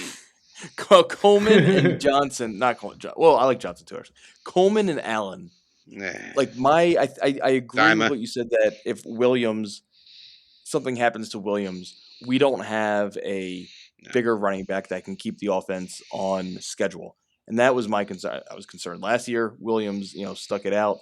Maybe he does it again, whatever. But Coleman or Allen, given their size, I can't see. They're not going to be dynamic. They're not going to be, your starting running back for, 3-4 years. But if Williams goes out for, a month, I could see either Allen or Coleman keeping the offense afloat, grinding out, 3.8, 4.2 yards per carry, something like that, given their size. They're both about 215 or so. I'm not really that. I mean, I wouldn't be against Washington or Claiborne. I like them both. I tend to want to go with someone bigger because we already have Blue as like the, maybe he develops, maybe he doesn't, but he's a little bit of a, if you want a home run hitter, scat back, whatever. But we need someone who can, and I don't, Maffa, maybe, God knows. Maffa may be fine, but I want to. You know what's funny? If you put Maffa in this class, he'd probably be like the fifth or sixth guy. I mean, it's the two Penn State guys, they keep talking about, oh, he's a third, he's a fourth. I'm not impressed. And then Price? He's being talked about as a borderline first round pick. No, He's not. I mean, He's showing He's going to good. no, Seattle. nah, yeah, well, yeah, they keep saying that Seattle. Well, it's because Seattle needs a running back. Big deal. I mean, Washington, he's the only guy of maybe the top guys that I would say, hey, it's worth a middling pick. I mean, he's at least big. Coleman, a lot of his runs were just like he had an open field. I mean, it was just weird. I mean, I didn't watch but 2 games. I was like, damn, this guy's really great if you take off 2 games, but where's the overall production? Yeah, I just want to double my chances that if something does happen to Williams, it isn't just Maffa, because I don't trust Blue for more than maybe No, 8 touches a game. no. Like, we need someone else who has some size that can run between the tackles, that can keep things afloat for a month if they have to. Well, to me, the only guy that fits that's Washington. So Yeah, I mean, I'd be happy with him. here's a name I like in later rounds, and there's not a lot in this one at running back. I agree. It seems so much thinner than the recent running back classes. It's crazy, but I do like Kalon Black out of Indiana. Oh, he's good. Stocky, 5'9", 200, He's got some character 11, things 12 though. pounds. Yeah, I mean, you're just not going to get you're not going to get a clean prospect at running I'd take back. him in the 5th or 6th and be happy. I would take him in he- the 5th and yeah. say this guy can hopefully cover us if something happens to Javonte. The other guy, I agree with Black. I like Black a lot. Randall from Clemson's pretty good. He didn't get invited to the combine. He runs pretty strong. He's another guy. He's 230 plus at least. He's a big guy. So if I'm taking a back, I'm taking a big guy. I'm not taking a blue clone. I'm not taking a Maffa's a plotter. You can get one in the 5th, 6th, 7th round, but that's the thing. I hope they don't ignore it, because it might be one of those things that we can have. We could take Tyson at 10 and be happy with him, and we got this kick-ass offense that suddenly can't run the ball. They need to have perspective on where they look at the depth in the roster. That's where it's killed us every year. We have an injury, and then this one area becomes chronic. So, running back's one that scares me in a big way. Especially because so much of Schottenheimer's passing game is based on the play action, which I love. Dak is great at it. I love it. I'm just like philosophically, I love it. But if you look at it, a lot of our big plays last year, it wasn't all just spread it out 4 or 5 wide, throw it all over the place. The offense was at its best when, like most offenses, it's balanced. You can run the ball a bit. But if you lose Williams, then it's basically Maffa or bust. And so that's where if you were to ask me what the biggest risk to the offense is, I mean, tackle, if Guyton continues, I'm not as worried about tackles as I am about running back. I mean, Guyton, he sucks. Because you have Tyler that can move out, and they sucked last year. They sucked last year. So, and that's the other thing, because those two suck, you need the play action protects them. But if you don't have a capable running back who can keep things on schedule, 2nd and 6, 2nd and 5, 3rd and 2, you lose that dynamic. So that's Yeah, so if you're talking about things that matters, keep me awake at night, that one does. Because, there were times last year, Williams got hurt, and he was out for a couple of drives or a half, and it was done. We were done. It was pretty clear that, there's only so much you can do if you don't have that running threat. Yeah, it's 2nd and 8, and then the opposing edges are teeing off against our stupid as shit tackles. I mean, that's ultimately the problem. So it's tied together. Like, we can say the tackles and this and that, but struggling to run the ball or not having that physical presence between the tackles in the run game exposes the two tackles further. So I would hope they have the foresight to see that, and that's why I'm saying someone like Katron Allen, maybe he would be a little overrated in the 4th or whatever, but I would trust him to keep shit on track. A lot of people thought he was better than Singleton at Penn State. I mean, people thought Singleton could be a 1st-round pick. Obviously, that went out the window this year. Both of them are overrated. Yeah, it's a 4th-round pick, though. I mean, You know, No, I'm again, not we're saying talking take him about at a pivotal 92 piece. exactly. You're talking about basically your backup running back. To me, that's pretty pivotal with Williams. No, it is. I mean, so you don't think Allen projects as like a decent Oh, enough I know backup where he running back? projects as, but in this draft, he projects pretty high. In a normal draft, no. I mean, that's the thing. I'm just so turned off by where the draft is deep at what we need. Running back, I would love to be able to get a Pollard or something like that in this draft. That player doesn't even exist in this draft. And we got him what, fourth? Yeah. Yep. So, you know, the alignment of the strengths of this draft don't meet what we need. So that means the creativity, the idea that I got to be aggressive right now, they got to understand those pain points in the roster. And I'm worried they don't worry about running back at all. Too much Then faith in again, Maffa and Blue, probably. yeah, then again, you look at this class and you're like, well, what are you going to do? I mean, there's maybe 3 or 4 guys in here I'd actually want to pick. I don't know. You mentioned it doesn't line up with our needs. Are you telling me you don't like the linebacker depth either? Because I love. Oh, I love linebacker depth. depth. Doesn't align with where our picks are because the Yeah. linebackers will be gone. They will be gone. I'm Quick. talking depth because we need 2. I mean, we need one to shoe in, start right away, and Okay. I know the depth. Yeah, and we have You're 3 talking, fifth rounders. So who are we talking? We need more later on too. All right, so Who's you got your favorite? Let's give our favorite 3 linebackers, 2 or 3, 5th round and on. 5th round. You want to say 4th? Say 4th. Sure, I don't know. Whatever you want to do. Not the day, it has to Precious be day fifth. 3. It has to be. Well, it day has 3. to be 5th because the Precious 5th. So if you're talking, I mean, to me, this is a good linebacker class. You got in the top 100, you got a strong group of guys. I'd say you got guys like Reese and Styles. We don't have a shot. Allen, yeah, if he's there in the second, fine. Rodriguez, I want. If we took him early, I would be very happy with that. Galladay later on. Anthony Hill later on.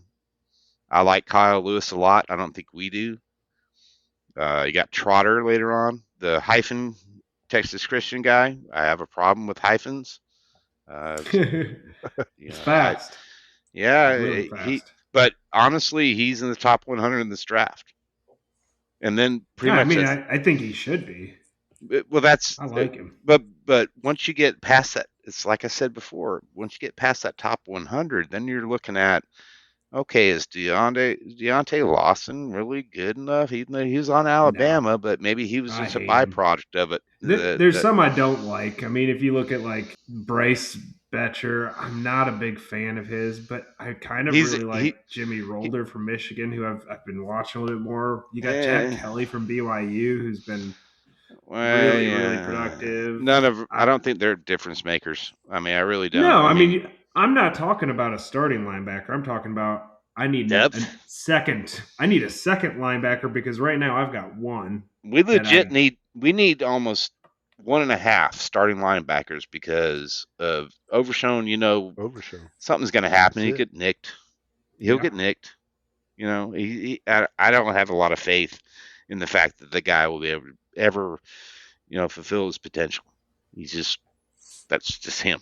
So, you get a guy like Rodriguez, I'd be very happy with that. You have to talk me in the hill a little bit. I love what Kyle Lewis brings to the table in terms of coverage. Don't know if we value that. Trotter, he's a good solid player to get there in that 4th, 5th maybe if you're lucky, but a lot of these guys I have ranked inside the top 100, and I don't foresee a lot of those linebackers falling. No, he's top 70, 80 picks. Yeah, I was gonna say I don't think he makes it to 92, and Kyle Lewis won't make it to 92 either. But Kyle Lewis is like if we were running the old school Tampa 2 with the weak side linebacker that's 220 pounds, he'd be awesome. Marinelli's here, he'd be the guy. Yeah, he'd be the guy. See, that's the thing. Needs alignment. Where it's breaking out in the draft, it's just not breaking good for us, and that's why I'm more so about just get the one guy or start moving up or down, but do something. If they just stay exactly where they're at and don't move her up or down the first few rounds, they're going to be really hating life. And so will we. If we're talking about 1.5 linebackers, starting linebackers, presumably the one is someone you would take at 20 or trading down from 20 or whatever. Obviously, Rodriguez, Allen, et cetera, et cetera. I'd be happy with any of them if we traded down to 35 or whatever. But in terms of the half linebacker, obviously, I would assume would come sometime on day 3. I like Fisher from Indiana. I like Xavier Sori from Arkansas, and Harold Perkins, who I think, assuming the interest that we have in them, in him rather, is legit. It also that's what made me think choice about Reese, because Reese and Perkins are kind of like, Perkins was an edge rusher early in his career. Because of his size, they moved into like a more traditional linebacker spot, but he still did a lot of like blitzing and pass rushing. So if they were really interested in Perkins, it would imply that they'd be really interested in someone like Reese as well, which made me think, like, would they value Reese over Bailey? Basically, would Reese dropping make them more likely to trade up than Bailey dropping? But yeah, I mean, like, Perkins is a really, really, really very poor man's, homeless man's, maybe. Reese. Well, they're looking at contingencies, right? Stukes, he's a contingency, right? He's going to be that toolsy safety corner, can do whatever you want to do type of guy. And like I said, Perkins is that that low rent version of that. In a normal year, he'd be someone you would pick later, but he's in my top 100. And normally, like I said, they just have to be very precise in what and who and how they pick and where. And they honestly need more picks. Or they just need to decide, you know what, I'm going to bail on this draft. I'm going up. I'm going for the gusto and I'm trading up. I appreciate, though, your mention of, is it Sori or Sorry? I don't really know how to pronounce his name, but I remember watching the Senior Bowl practices, and he just stood out to me like a sore thumb. He was just all over making plays, and I was actually really impressed by him. I kind of just forgot about him because there's just so much depth in this linebacker class that there are guys that sometimes I see their names and I go, holy crap, I forgot about that guy. He's really good. I mean, I'm not going to prop up my Iowa linebacker tonight because it's too easy for me to do. But there's just a lot of those kind of guys, maybe 1-year starters, but dang, they had damn good season that makes me feel comfortable with them as a day 3 pick that I know is going to play special teams. I think that they are better than any of the linebackers on our roster, not named Overshowed. Not a high bar to pass, but at least I can add some guys I like. Well, safety is the same way. In fact, I think safety is actually deeper. You got Bell, who's got himself in trouble. You got, we really have not a lot of depth there, right? So if you're looking later on, maybe get a guy that surprises. I mean, this is where in the top 100, you've got some great not great, but quality really safety good safety prospects. Yeah, Halsey, I like Halsey a lot. I mean, he'll knock your block off. I like Wheatley, Clark. Bud Clark, I love just the fact that he's always around the ball. Super rangy, but athletic. You get down there, you got some guys that you can get down into that pick 100 area. You can get a good safety. Genesis Smith, good safety. Even the what's his name? SMU. I can't really pronounce his name, but he's another good safety. I mean, you look at either you go for Thieneman, the guy hyphen kid from Toledo. I think he's been pumped up. I don't think he goes in the first, even though people are saying he is. I love Kamari. Yes. Kamari Ramsey. Love him. Kilgore, I think they're kind of building him up because of the Emmanuel thing, but he's okay. But there's some good safeties. Ramsey was 30, I believe. Mm-hmm. Right? Yep. Yeah, it'd be a solid pick at 92 for sure, or especially 112. He's inside my top 100, so I mean that's my thing. I'm looking at what I think will happen in terms of who's, and that's the thing. Once you get past that 150 and whatever, it's unlike any other draft I've seen, just in terms of how it aligns with the things that we should value. So that's why I'm kind of pessimistic about it. we're talking about needs and all these different things. Inside linebacker is a glaring need. Aside from that, we could use upgrades. It's a weird situation because it feels like we could use an upgrade almost anywhere. If you say we're going to start Quinn Williams, Clark, and Bullard, whatever, like in a 3-4, it's perfectly fine. Gary, solid starter. As a Rocco, I think it's a little bit of a projection still, but if you look at his stats, you look at guys like Bonito and these dudes that weren't like bona fide top 15 picks, his sacks, quarterback hits, I think he's on track to be at least a solid starter. Houston as a third outside linebacker, he's a good enough pass rusher as like a third or fourth. We could use more depth, obviously. His secondary is relatively deep. Like we don't have amazing talent anywhere except for really Williams and Clark. Clark's debatable. Williams obviously is the only bona fide stud that we have. Maybe you want to argue Thompson. I don't know, but the depth on defense isn't bad. We're just lacking like headliners, and I don't know that you really need headliners if you have coaching. I don't know what Parker is exactly, but if I'll say this, if you put Mike McDonald, I realize this is saying a lot. You put Mike McDonald coaching our defense tomorrow, I don't think we need significantly more. Now, Well, it's you a already said stretch. earlier that Seattle's defense wasn't all that talented, and Yeah, you know, I stand but by that. I mean, that yeah, I disagree with you a little bit on that, just in terms of where they're talented. I mean, that's one thing about McDonald that he did well is he massaged the defense to do what we got Christian Parker. He's not McDonald. yeah. I know. That's He why needs I'm as much like, talent as he can get that does what he wants them to do. I mean, yeah, and of course we've already bought hook, line, and sinker into. He's going to tell us who we're going to draft. That's the other thing that we're what if we're stuck 2 years from now? We win the Super Bowl and he's gone, and then no, I'm just being a stupid ass right now. That's the dumbest thing ever. We'll never make the Super We'll Bowl in take my it. lifetime. I will die before we make the Super Bowl again. But yeah. I don't. I think what you're saying about McDonald, you called it massaging it. I think, and he did something similar in Baltimore. Baltimore, his last year there, had an elite defense. Might even been the top defense in the league. I forget, but their edge rushers were like Clowney and Van Noy. Like he can take lesser talent or less than ideal talent, I'll say, because Van Noy and Clowney are both like legit starters, but they're not headliners. They're not elite players. He can massage the talent or massage the players that he has and like find the right situations, like situationally play with the alignments, play with the structure of the secondary versus like the alignments of the offense. That's where I think he really excels. And that's why I say like their talent was good, but he really elevated it. I struggle with it because in my mind, I know that McDonald is probably a rare defensive mind. And to like hold anybody else to that standard is a bit unfair. But then I'm also like, I'm not gonna like go nuts if we don't get a top tier edge rusher, in the first round, because Gary can start as a Raku can, I think, play and I think will be improved. Houston had 5 whatever sacks last year. I don't know who else we have.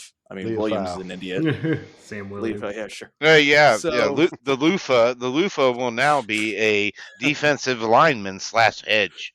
they're gonna cut him in. That was just He that. I mean, come on, man. He might make the That team because of special teams, but he is not going to have a place in the it's actual team. sad though. The Lufa, he should have been better. He was okay under Zimmer. His star burned out fast. No, he wasn't If okay under Zimmer. He still had. I mean, he ran around basically with his hair on fire, and that's what he does. And he'll knock the ball out, and that's great. But that's a special teamer. That's not a. I mean, we overdrafted him so bad. they did overdraft him, I think they did it. And again, this goes back to what we were saying earlier, where they over-index on the defensive coordinators. I think Zimmer really liked him. Oh I think yeah. Zimmer had a plan for him. Oh yeah. But now we're 2 defensive coordinators past Zimmer, and you took a guy a round or 2 early because he was a specific fit for Zimmer's defense, and here we are. And that, like, I obviously the hope is that Parker is going to be here for 3-4 years and be a great coordinator or whatever. But you have to be careful going way too like elevating a guy that much because he fits this very specific scheme. I'm still in shock that we act like we hired a 2-time winning Super Bowl defensive coordinator. I mean, it's like Fangio had nothing to do with all that. I guess the old man was sleeping, and he ran the whole show. That's the thing that just, with Parker and the faith that they're putting into him, it's going to be interesting, and it's going to shape. If it doesn't work out, it will damage the roster for years, 2 or 3 years, just like it has with the others. And we drafted Quinn, we drafted knuckle draggers, and guys with long arms, and all of a sudden long arms aren't important anymore. Now we're going to draft the 5'9" cornerback. We talked about ad nauseum the lack of direction from the organizational viewpoint. They should know what kind of players they want, but they flap in the wind. Offense doesn't really change that much, but defense it's constant, and it's going to continue. Like last year was just like the terminus. That was the end of it. I mean, we got the guy that Jerry knew and he's a good coordinator, whatnot, and we had a bunch of bozos that we brought in, thinking he could coach them up. Now we're looking at, okay, we're going to get the guys that fit this guy's scheme, but do we know the guy is good enough? That's my thing.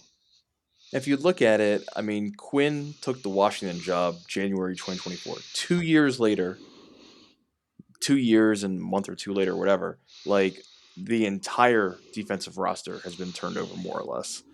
Everybody's gone for the most part. The Bland Hooker is still around. Overshown, I mean, I don't know how much you can count him. He was drafted as a rookie, but or he was a rookie under Quinn. But yeah, the entire thing is turned over. I think with Parker, the faith is warranted in the secondary. I think he's proved enough with the secondary that it's warranted. The front seven, that's anybody's guess. Like, I'm not banking on anything as far as the front seven. I think, I like Gary enough. Williams, I think, was going to be good no matter the scheme. Clark, I think, is still usable. I do like the philosophy of, okay, someone like Osa who's lighter and wants to get upfield and shoot a gap. That's not worth the salary. We'd rather have the pick. We want to bring in these guys for $2-3 million who are just going to sit their asses down and hold two gaps and eat up, the run. I appreciate that. I have no idea, how it actually plays out, but philosophically, I appreciate that. But yeah, for me, front seven, it's a complete unknown. Secondary, I have complete faith in him. I think it is warranted. I think he showed it in Denver with a guy like McMillan, who I think is a very good slot corner, one of the best in the league. Obviously, Philadelphia, they were high picks. But even aside from the high picks, Makuba, the safety, I think he was a third-round pick last year. He was an immediate day one starter. I mean, that isn't – he was a good prospect. Okay, he went the third. It's not that late of a pick. But he was a good starter basically day one. So I think secondary-wise, he deserves the belief and the faith. Front seven, we'll see. Well, I'm more worried about the linebackers. I mean, we Well, had what McCarthy's toady coaching them last year. Mm-hmm. I know it's SMU's defensive coordinator from last year, right? It was SMU. No, That's who we have now. I still have PTSD from Scott McCurley. Yeah. My thing there is that defense needs to be the focus. I mean, if they do a dabble here and there, and I saw a couple mock drafts where they're like, "Oh yeah, we're loading up on wide receivers." I mean, well, that's the stupidest thing I've ever seen. Be aware, because right now defensive end is a problem. I mean, we got Tito ready to start. I mean, literally, he would be one of our starters. You guys want me to talk about Keldrick Falk? I mean, I'm more than happy anytime. I will say, in all seriousness, I think we've talked about it so much on the board, talk about strengths and weaknesses and this and that. If we do take him, I could tell you right now exactly, when they get up there and have their press conference, if someone asks them, late on Thursday night, what is your vision for Falk? How are you going to use him? I think I could tell you right now exactly what they'll say, more or less. I think you could take if you want, in 2 minutes, I can describe it. And if they do take him on Thursday, you can come right back. And I guarantee you what I'm saying is about 80% of what they'll be saying.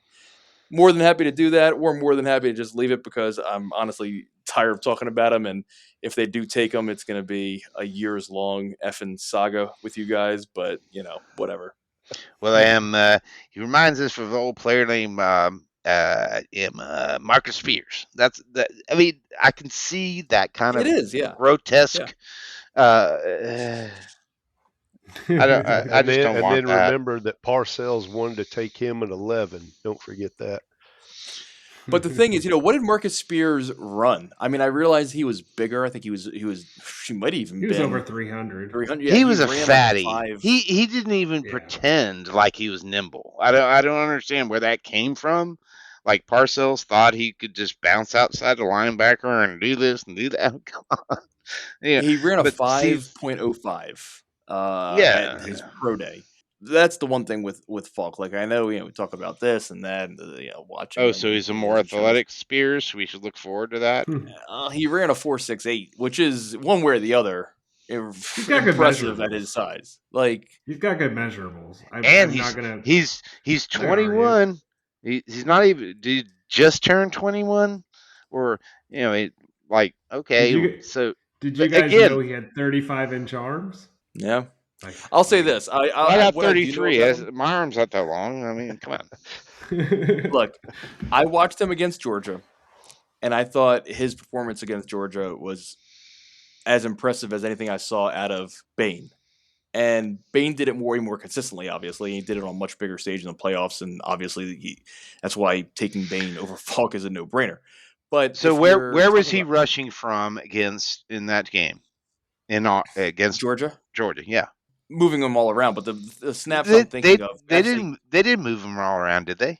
No, I'm as far as Falk goes, he's not the guy. He's not like this ace player. They moved all around the defense. they moved him all around just the defensive line. Yeah, They weren't like, yeah. I mean, it wasn't like okay, he's so freakish. We're going to use his speed on this and this. no. No, they He's an bounce him interior. in. I think He's more of a exactly. tackle to me. He is.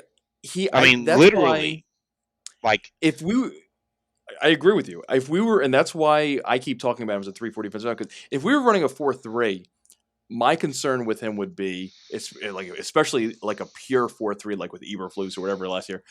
I don't know that has enough juice off the edge to consistently win pass rushing, playing on the edge. I also don't know if he's big enough to play consistently on the interior.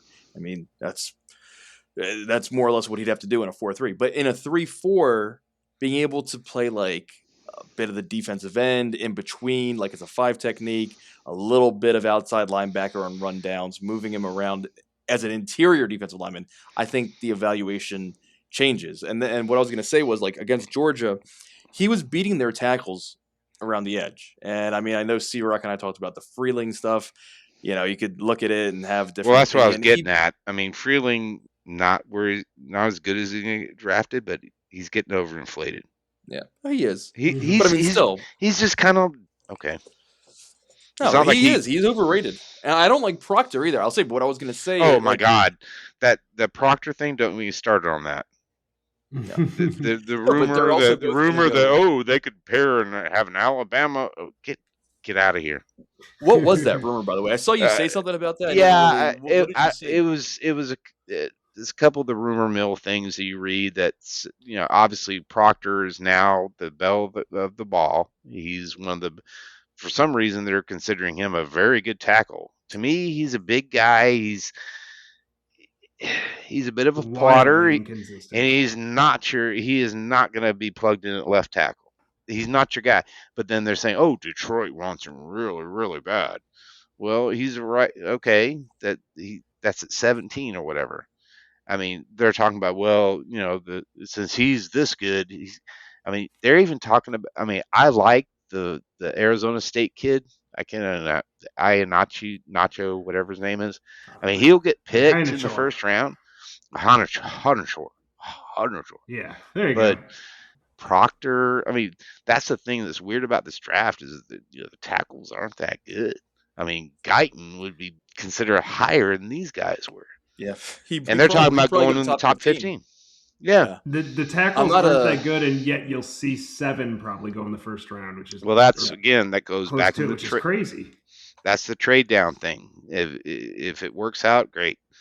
I don't know. It's just going to be It's going to be a weird night, and I'm getting very anxious. Yeah, I agree with the whole tackle. I love Maui Noah, but then the back thing. But as far as left tackles, Freeling, I think, is Freeling and Proctor both getting pushed up because the need is so strong across the league. But at the end of the day, they are going to both be like top 20-ish picks. And if we're talking about Falk as more of like an interior 5 technique, a little bit moving him out to outside linebacker, interior pass rusher, 3 technique when it's 3rd and 8, that kind of thing. Like I saw him beat Freeling with a spin. I saw him beat Proctor around the edge to the outside. And I mean, like, you have to really dig on Falk because of how they used him and all the alignments. And he never got a lot of, he never really got a lot of opportunities to just pin his ears back and go. But when I'm looking at it, like, this guy just beat Proctor, who's going to go top 20 probably, around the edge with speed. Who knows if he can put it all together at the NFL level, but that, like, I see the flashes and I see, and then of course you combine the run defense, and I'm like, I get why they would want to take him at 20. Now, 12, I don't even want to talk about that. Like, I like him obviously more than you guys and more than most. 12, it's, way too high. 20, I could see it. If they have a plan for him and if they're thinking about it, I'm almost certain if they take him, they're thinking about him the way that I'm thinking about him. Like, But didn't we just spend the last few minutes talking about how the tackles are overrated, but now you're talking about how you whipped them all? I mean, He whipped him to That's the tune of 0 sacks. Yeah, but this is the thing. Against okay. Georgia, the Georgia game is a perfect example. He had the box score said 1 tackle, 0 tackles for loss, 0 sacks. He had about 3 or 4 free run. I'm not free runs, but he beat their tackles around the edge 3 or 4 times, clean as could be. And like he had the guy in his grasp, and he was coming in too hot, and all these different. But like he's winning off the edge, and the offensive tackles are overrated and all this, but think about it. Like, okay, these tackles are getting taken in the top 20. 5 years from now, 3 years from now, who is going to be playing in the NFL? You know what I mean? Like, these guys are going to be playing. Guyton's fucking playing. He's going to be our starting left tackle next year. So if you're telling me a guy who's 276 projects as a bit of a 5 technique, pass rushing on the interior, setting the edge in like kind of base neutral downs, is winning on the edge, we already, like, the assumption is the size, he's strong and all that, but can also start flashing a little bit of an edge rush against guys going in the first. Like, I get it. So again, I could totally see the argument if people want to say you shouldn't even take him until 50 or whatever. Like, I do get that because I see the lack of bend and the lack of edge rush and all these different things.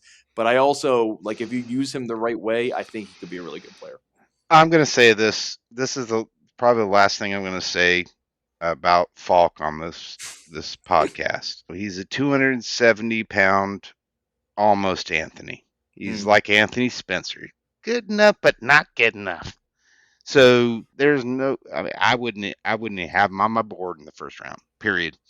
I mean, I don't care how young he is. I don't care how he can move inside, outside. I don't care about his. Again, he's done against quote unquote good competition, but we've just sat here and just tore down Freeling and Proctor. So you're going to justify that to taking him inside the top 32 players in this draft? I'm not doing it. Period. I'm only going to say one thing on him, and then I'll move on. But inconsistent effort. You don't read it as much, but man, I watched entire games of Falk, and it's crazy to me that he gets such high points for character, and I'm watching him jog after play after play after play. Like, well, he wasn't have to be there. And he's jogging, and I'm just It's just he doesn't. It's almost like those those few highlights against Georgia that you point to where it's like clean, beautiful. I see too much where it's like it looks like he's just not trying. He just kind of stands up, plays patty cake, and when the play goes somewhere, kind of jogs after it. If it's not near him, I'm not gonna poke on Folk too much more. I like Malachi Lawrence more, and I don't think either of those guys should be going to 12. So. No, I know what you saw. I had similar thoughts at times watching him in different games. So I don't think you're wrong. 12 should not be a consideration. I think if you're talking about Lawrence, and I like Lawrence a lot, I think there is a argument that he is the second best pure speed rusher in the draft. Against the run, it's not going to be great. I think he's a 3-4 outside linebacker only. But it gets to like, if they took Lawrence at 20, I wouldn't throw a fit about it. I mean, I think the value, again, like Chris Johnson or something like that. I like the player. I think he's going to be a good player. I would much rather trade down to 30, 35 and roll the dice. Maybe he's gone, maybe he's not. But I do think Lawrence is really good. It comes down to what you're talking about, like what the conversations are amongst the coaches schematically. So someone like Lawrence, Falk is never going to be the speed rusher Lawrence is. On the other hand, Lawrence is never going to be able to sit in as a 5 technique and battle guards and tackles against the run, and he's probably never going to be able to walk offensive guards back into the backfield as a pass rusher. So it's like, which do you want? We could talk about it amongst ourselves and say what we think is more valuable, this or that. But that's where like the style of player is going to come down to whatever the coaches want, basically. I mean, I saw it. I watched them against BYU. I think Texas Tech, maybe one other, and yeah, the speed is real. The speed is real with him for sure. Closing burst. It's almost phenomenal the way that guy can cover ground to close. I mean, it's impressive. I'm still not sure why he didn't produce more sacks. See a reason why he wouldn't have, because he really does have some impressive skills. But that's the problem. I mean, I don't see a lot there to not like as a 3-4 outside linebacker. I get if you're running a 4-3, I'd be worried about his ability to hold up against the run. We have narrowed down the needs of this draft down to three positions at least. We need pass rush help. We need a linebacker, and we just need help in the secondary. We need some depth. Yeah, I mean, if you look at immediate needs, I think you need a defensive back, a pass rusher, and a linebacker are your top 3 needs. I mean, linebacker's obviously the top of those 3, but to me, like if I was going to draft based on needs, I would need one of each, like first before anything else. But I don't necessarily want to. I don't want to push just needs. I think the thing we should do here is just kind of throw out the guys that you think fit that that we need, and then think about one wild card.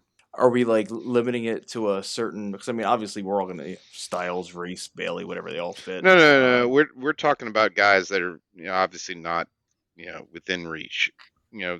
Think about the guys that you like that are going to be later round considerations, your pet cats, whatnot. Yeah, I mean, honestly, I think we talked about a lot of them already. We talked about linebacker, we talked about safety. Bud Clark, Kyle Lewis. Yeah, but I'm Seward, talking we're about bouncing more so guys that maybe there's a guy that's a running back, a wide receiver, a offensive lineman, So not defense, basically. No, I mean I would hope they understand what they need on defense. Sure. So if you're talking offense, we know that it should be minimized. If we're taking the backs, we've gone through that. I'm not confident in a lot of them. I'm not really confident in looking at the tight end thing is where we'll spend a pick. Get used to it. It's coming. They're going to pick a tight end. So get ready. The guys that I like, it's a good class, actually. It's deep. If you want to talk about deep class tight ends, one of the areas that you can probably say, hey, get me a good blocker in the 4th round. You got all right. Roche So who's your tight end you take in the 4th? Roche. Stanford can block. No question. I'd say Raridan, Notre Dame. Nope, don't like Notre Dame kids. Might as well have he might as well have a hyphen name. He might as well have a hyphen name. They do like Bentley from Utah. They've done a lot of work on him. Hibner, SMU kid. Like Stowers is cool, but he's not going to be. Stowers, he's gonna go second. He's not gonna be there. He's too explosive. He's too good of a pass catcher. I mean, I like Jolly from North. Stowers reminds me of Ingram. That's who he reminds me of, and I'm not over investing in that. But to me, that's not really a tight end. I mean, the guy they met with Trigg, I think, and he's a bit of a head case, but Trigg is a talented. Case. But maybe it's a good like flyer late, like really late, like 6th or 7th. But if we're talking like 4th round, Jolly, I think like I said, Raridan. I mean, Rouge I'd be scared if they spend a 4th round on any tight end here. I mean, most of these guys are gonna be available after pick 100 through like 150s. Well, even deeper. There's this one kid, Jaquan Wright. He's from Mississippi. Mm-hmm. He's a good one, but he's short. It's like these H-backy types. but they're going to pick a guy. I mean, I don't see them putting that much work into it without picking a guy there. And if, it's not that they're disappointed in Ferguson, which they should be, but it's more so about Spooner Printer. It is, yeah. He's I mean, gone. He's gone. So Wright's not that short. He's just a hair under 6'4". Decide to go cray, they can go ahead and get Klein. He's 6'5" from Michigan. If they need the Big Ten thing, but they'll take a guy. I don't have much doubt about that. If they take one late, 5th or later, but yeah, I agree. 4th, way too early. You have Well, Ferguson. that's what I'm saying. There will be one of the precious fifths will probably be for a tight end. Yeah. Just get ready. Yeah, I think it will be. And I wish I could speak more intelligently on this tight end class. I don't care about the tight ends. It's okay. No. It's I haven't okay. paid much attention to them. Yeah, I mean, there's good players. I mean, they'll be okay. I mean, the thing here is that if you're going to elevate tight end, what are you sacrificing? To me, that's not an area where, oh my God, we got to have another guy. We got to have another guy. We got 3. We got to get rid of 1 next year. So we got to have 3. Running back worries me more than tight end, but the talent just isn't there. Yeah, I mean, I like some of the interior offensive linemen. Oh, if I we're do looking too. at depth for Bass. If I needed a guard, it's a decent draft for a guard. Yeah, the kid from Iowa. Yeah, it I would was be a just good gonna day 3 name him. pick, and of course you're going to say the kid from Iowa. We might not be talking about the same one though. Iowa had the top offensive line in college football. There's 3 in this draft. Dunker's going to go too early. I think we're not going to. I mean, if he was to pick at 92, depending on what they did in the first, I love Dunker. I was talking Stevens as like a fifth or something. Well, Stevens has been hurt a lot, right? I mean, a lot. Yeah. Like he's been banged up every year. He's not my favorite, but I mean, I really like Logan Jones, but You said he's not your favorite of the Iowa offensive lineman? There's 3 guys in this draft. I mean, Dunker, Logan Jones, he's my third. He should be your favorite. He's the most decorated. Yeah, he is, but he's kind of basically what you're saying. He's used up. That's what you're saying. But centers, we don't really. I mean, we don't need that. But Logan Jones, he's a solid player. He's gonna go early. I mean, like, would you want to spend the 92 on him? No, but I'm taking the hundreds, late hundreds. If I needed a center, I would. Yeah. Not for us. In the same range, the Texas A&M kid, Zune. I mean, if we're talking a later round pick, like 5th and on, like I would be surprised if these guys, Jones, Zune, were there in the 5th. And I don't think I want to spend. I mean, again, depends on what they do. Trading down, trading up, whatever. I probably won't want to take them in the 3rd or probably not even the 4th. But if we want to take one 5th, 6th, something like that, the kid from Indiana that started at center, he was, one of their best offensive linemen. I'm not really sure why he's going to go so late, but someone like that in the 6th, 5th, or 6th. You talking about Coogan? Yeah. Yeah. I mean, you got Isaiah Ward. He's hurt, and he might be a guy that kind of flops around into the 4th or 5th. A good, solid tackle prospect. Yep. Yeah, the tackles are probably more interesting. I mean, Barber from Florida, I think, would be interesting 4th. I think Barber's going to be a better pro than people are giving him credit for. I think he's just kind of flying. I mean, I saw stuff they had the right tackle from Utah, Lomu? Lomu, yeah. Yeah. Lomu was the left tackle. Fano was the right tackle. Well, same thing. Anyways, they have him projected into the 1st. To me, it kind of falls off, but I like Basantis as a guard. Mm-hmm. Very good. Rutledge, of course. They both might go in the 1st. Late Rutledge, first. I would be surprised either one. Rutledge, honestly, if you want a real guard in the NFL, you need to take the Georgia Tech kid. He's I'm not trying to be biased, but he's legit. When you go with him. You would watch our blocking schemes, what he did drove what we did in terms of in other words, we're running with this guy. He's kind of like he was a Zach. You just plug him in and you go. How far down do you think somebody like Jacoby Lane will go at wide receiver?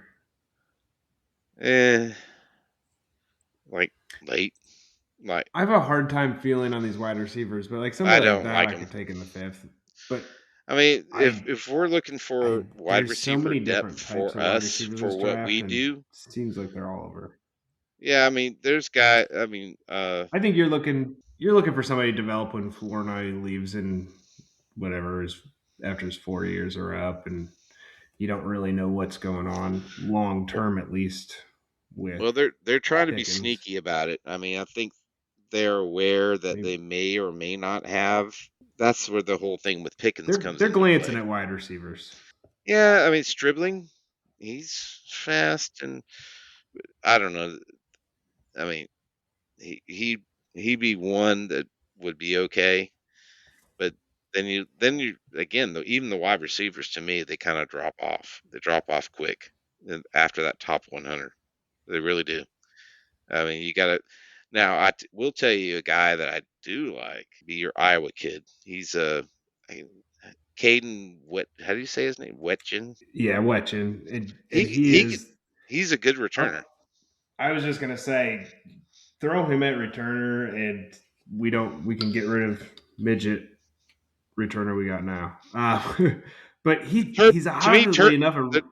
yeah, the Turpin thing's run its course. He's taking up a roster spot. Is this guy? He's obviously a good returner. He's one of the better ones coming out. Is he? Can he catch the ball? Is he normal? He can catch the ball, and he's one of these. He's like a running back slash slot receiver to me. We used him some at running back. He actually is pretty impressive there. It's just a guy you want to get in space.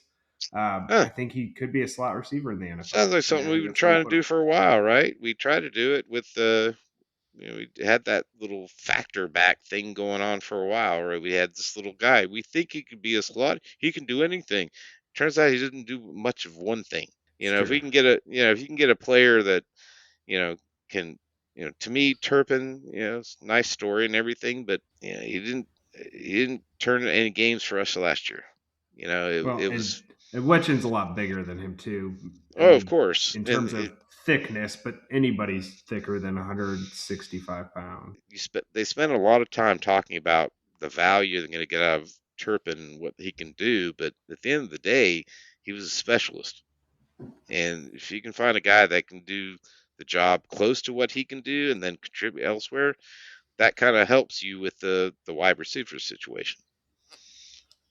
I'm not saying that guy is going to be I'm just looking for somebody that can provide that. To me, Turpin should not have a safe roster spot. Hate to say it. He could be a guy that, hey, you want a kick return? We'll flip into for a 7. He's not going to be a pivotal part of a winning football team. He'll be a pivotal part of having a few flash plays over the course of a year. The Dream Crusher just shitting all over Turpentine. Well, I'm going to, because I mean, again, I'm not. That's just what I do. Now, there's another wide receiver we hadn't talked about.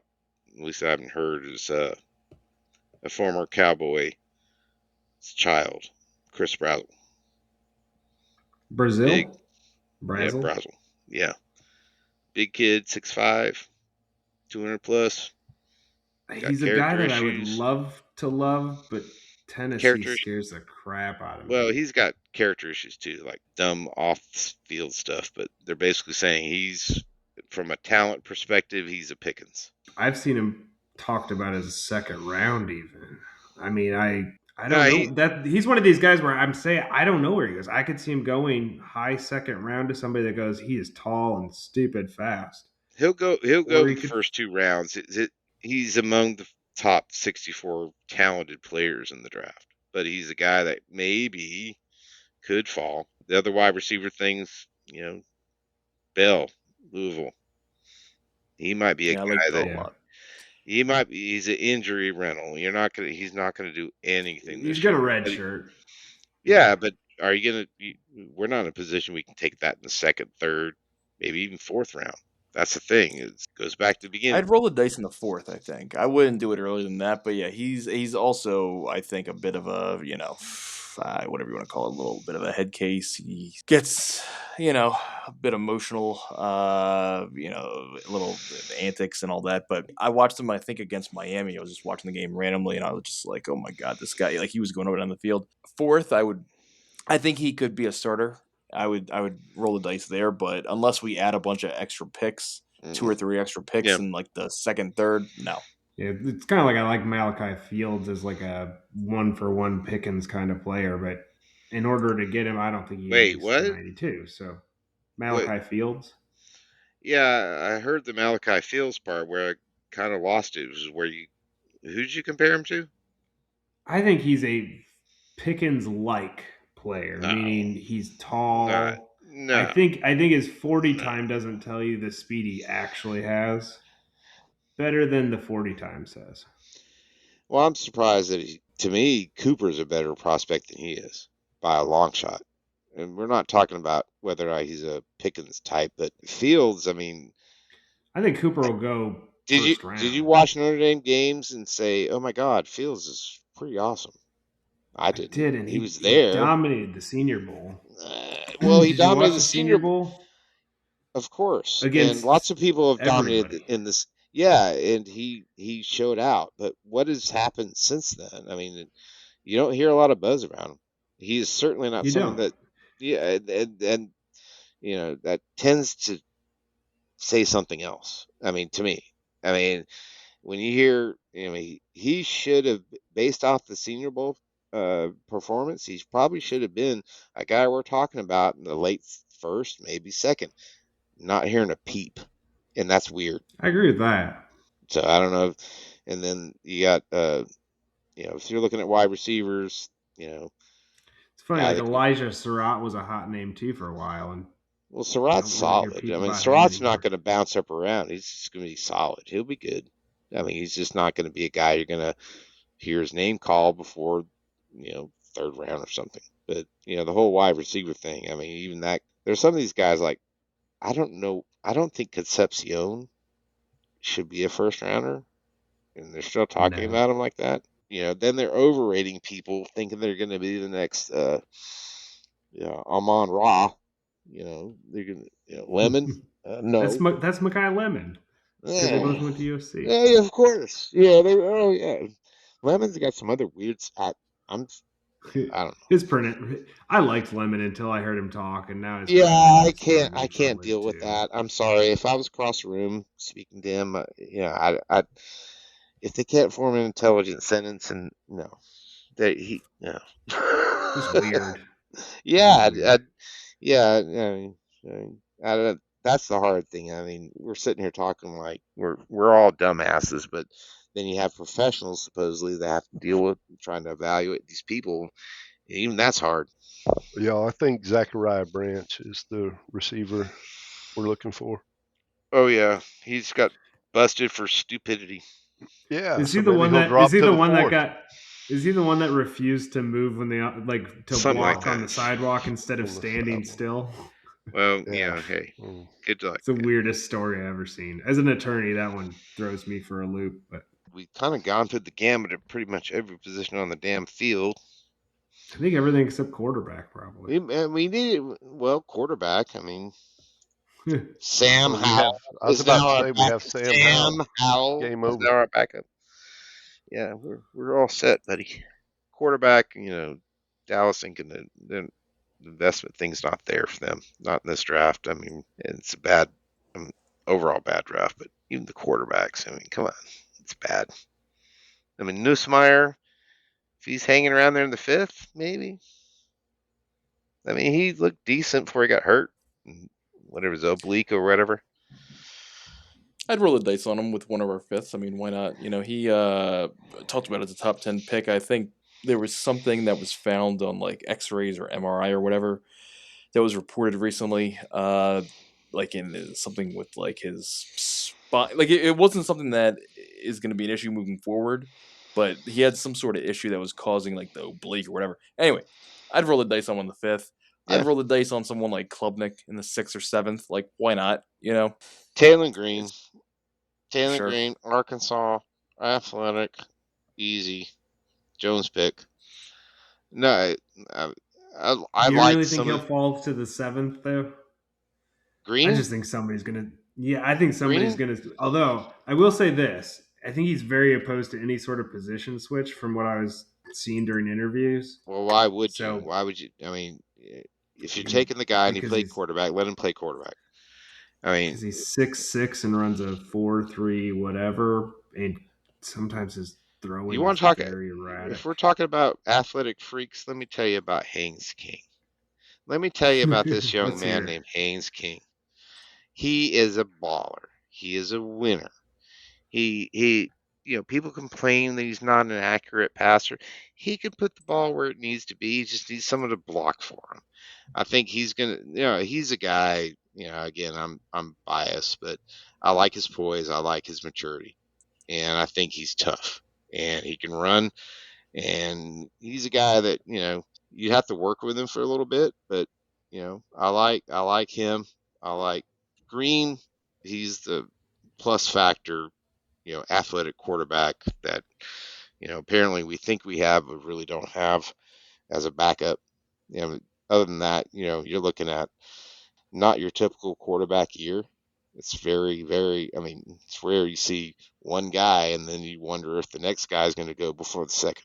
Next year is going to be a great quarterback draft, so that's where you look at maybe your Prescott heir apparent ain't going to come out of here. Yeah, but I think it would be a good idea to just why not? Well, I'd want you take a quarterback every year. I'd take one of those two. Yeah. I'd take Green. I'd take So him. when Milton washes out, they Yeah, they Milton. have someone in the pipeline. Yeah, I don't have much faith in that. But Green, he'd be a good 5th, 6th, 7th type guy. All right, so that's basically every position. I think we hit secondary, linebacker, of course, talking D line quite a bit. Maybe we didn't really talk D tackle, but I don't think we have to. I mean, Falk is close enough, sort of. O line, running back, yeah. Yeah, I swear to God, Okay. y'all, if we pick him, it's going to be a massive problem for me. And it's just because we talked about it so much. Not even as much as that, the player. It's like he's been that fallback in every mock that you've seen, and it's annoying. And It will all be over soon. But then again, I'm tired of everything. it. I'm tired, not the Falk stuff. I'm tired of all the just like the rumors. I just like, let's just get here and dude. get I am so fatigued with the trade talk and the Dallas could move up. Dallas ain't gonna do shit. They could just sit there and and then take McCoy at 11. No, McCoy actually. I don't think they're not gonna take McCoy. He's No. the injuries but, and the but he could cornerback. fall into the magical second round injury category. We don't have a second rounder, so shoot. No, if we trade down, think about it now. We trade down thinking we're going to get a linebacker cornucopia in the second we pick McCoy. There you go. There you go. Done. DFDC. Sincerely. It's a good way to end it. Well, thanks a lot for joining us, guys, and we will follow up after the draft for the post-draft and see if all these wild predictions come true. All right. Good. Thanks a lot, y'all. Have a good Appreciate it, fellas. Good talking. Perfect. Thank you. Appreciate y'all.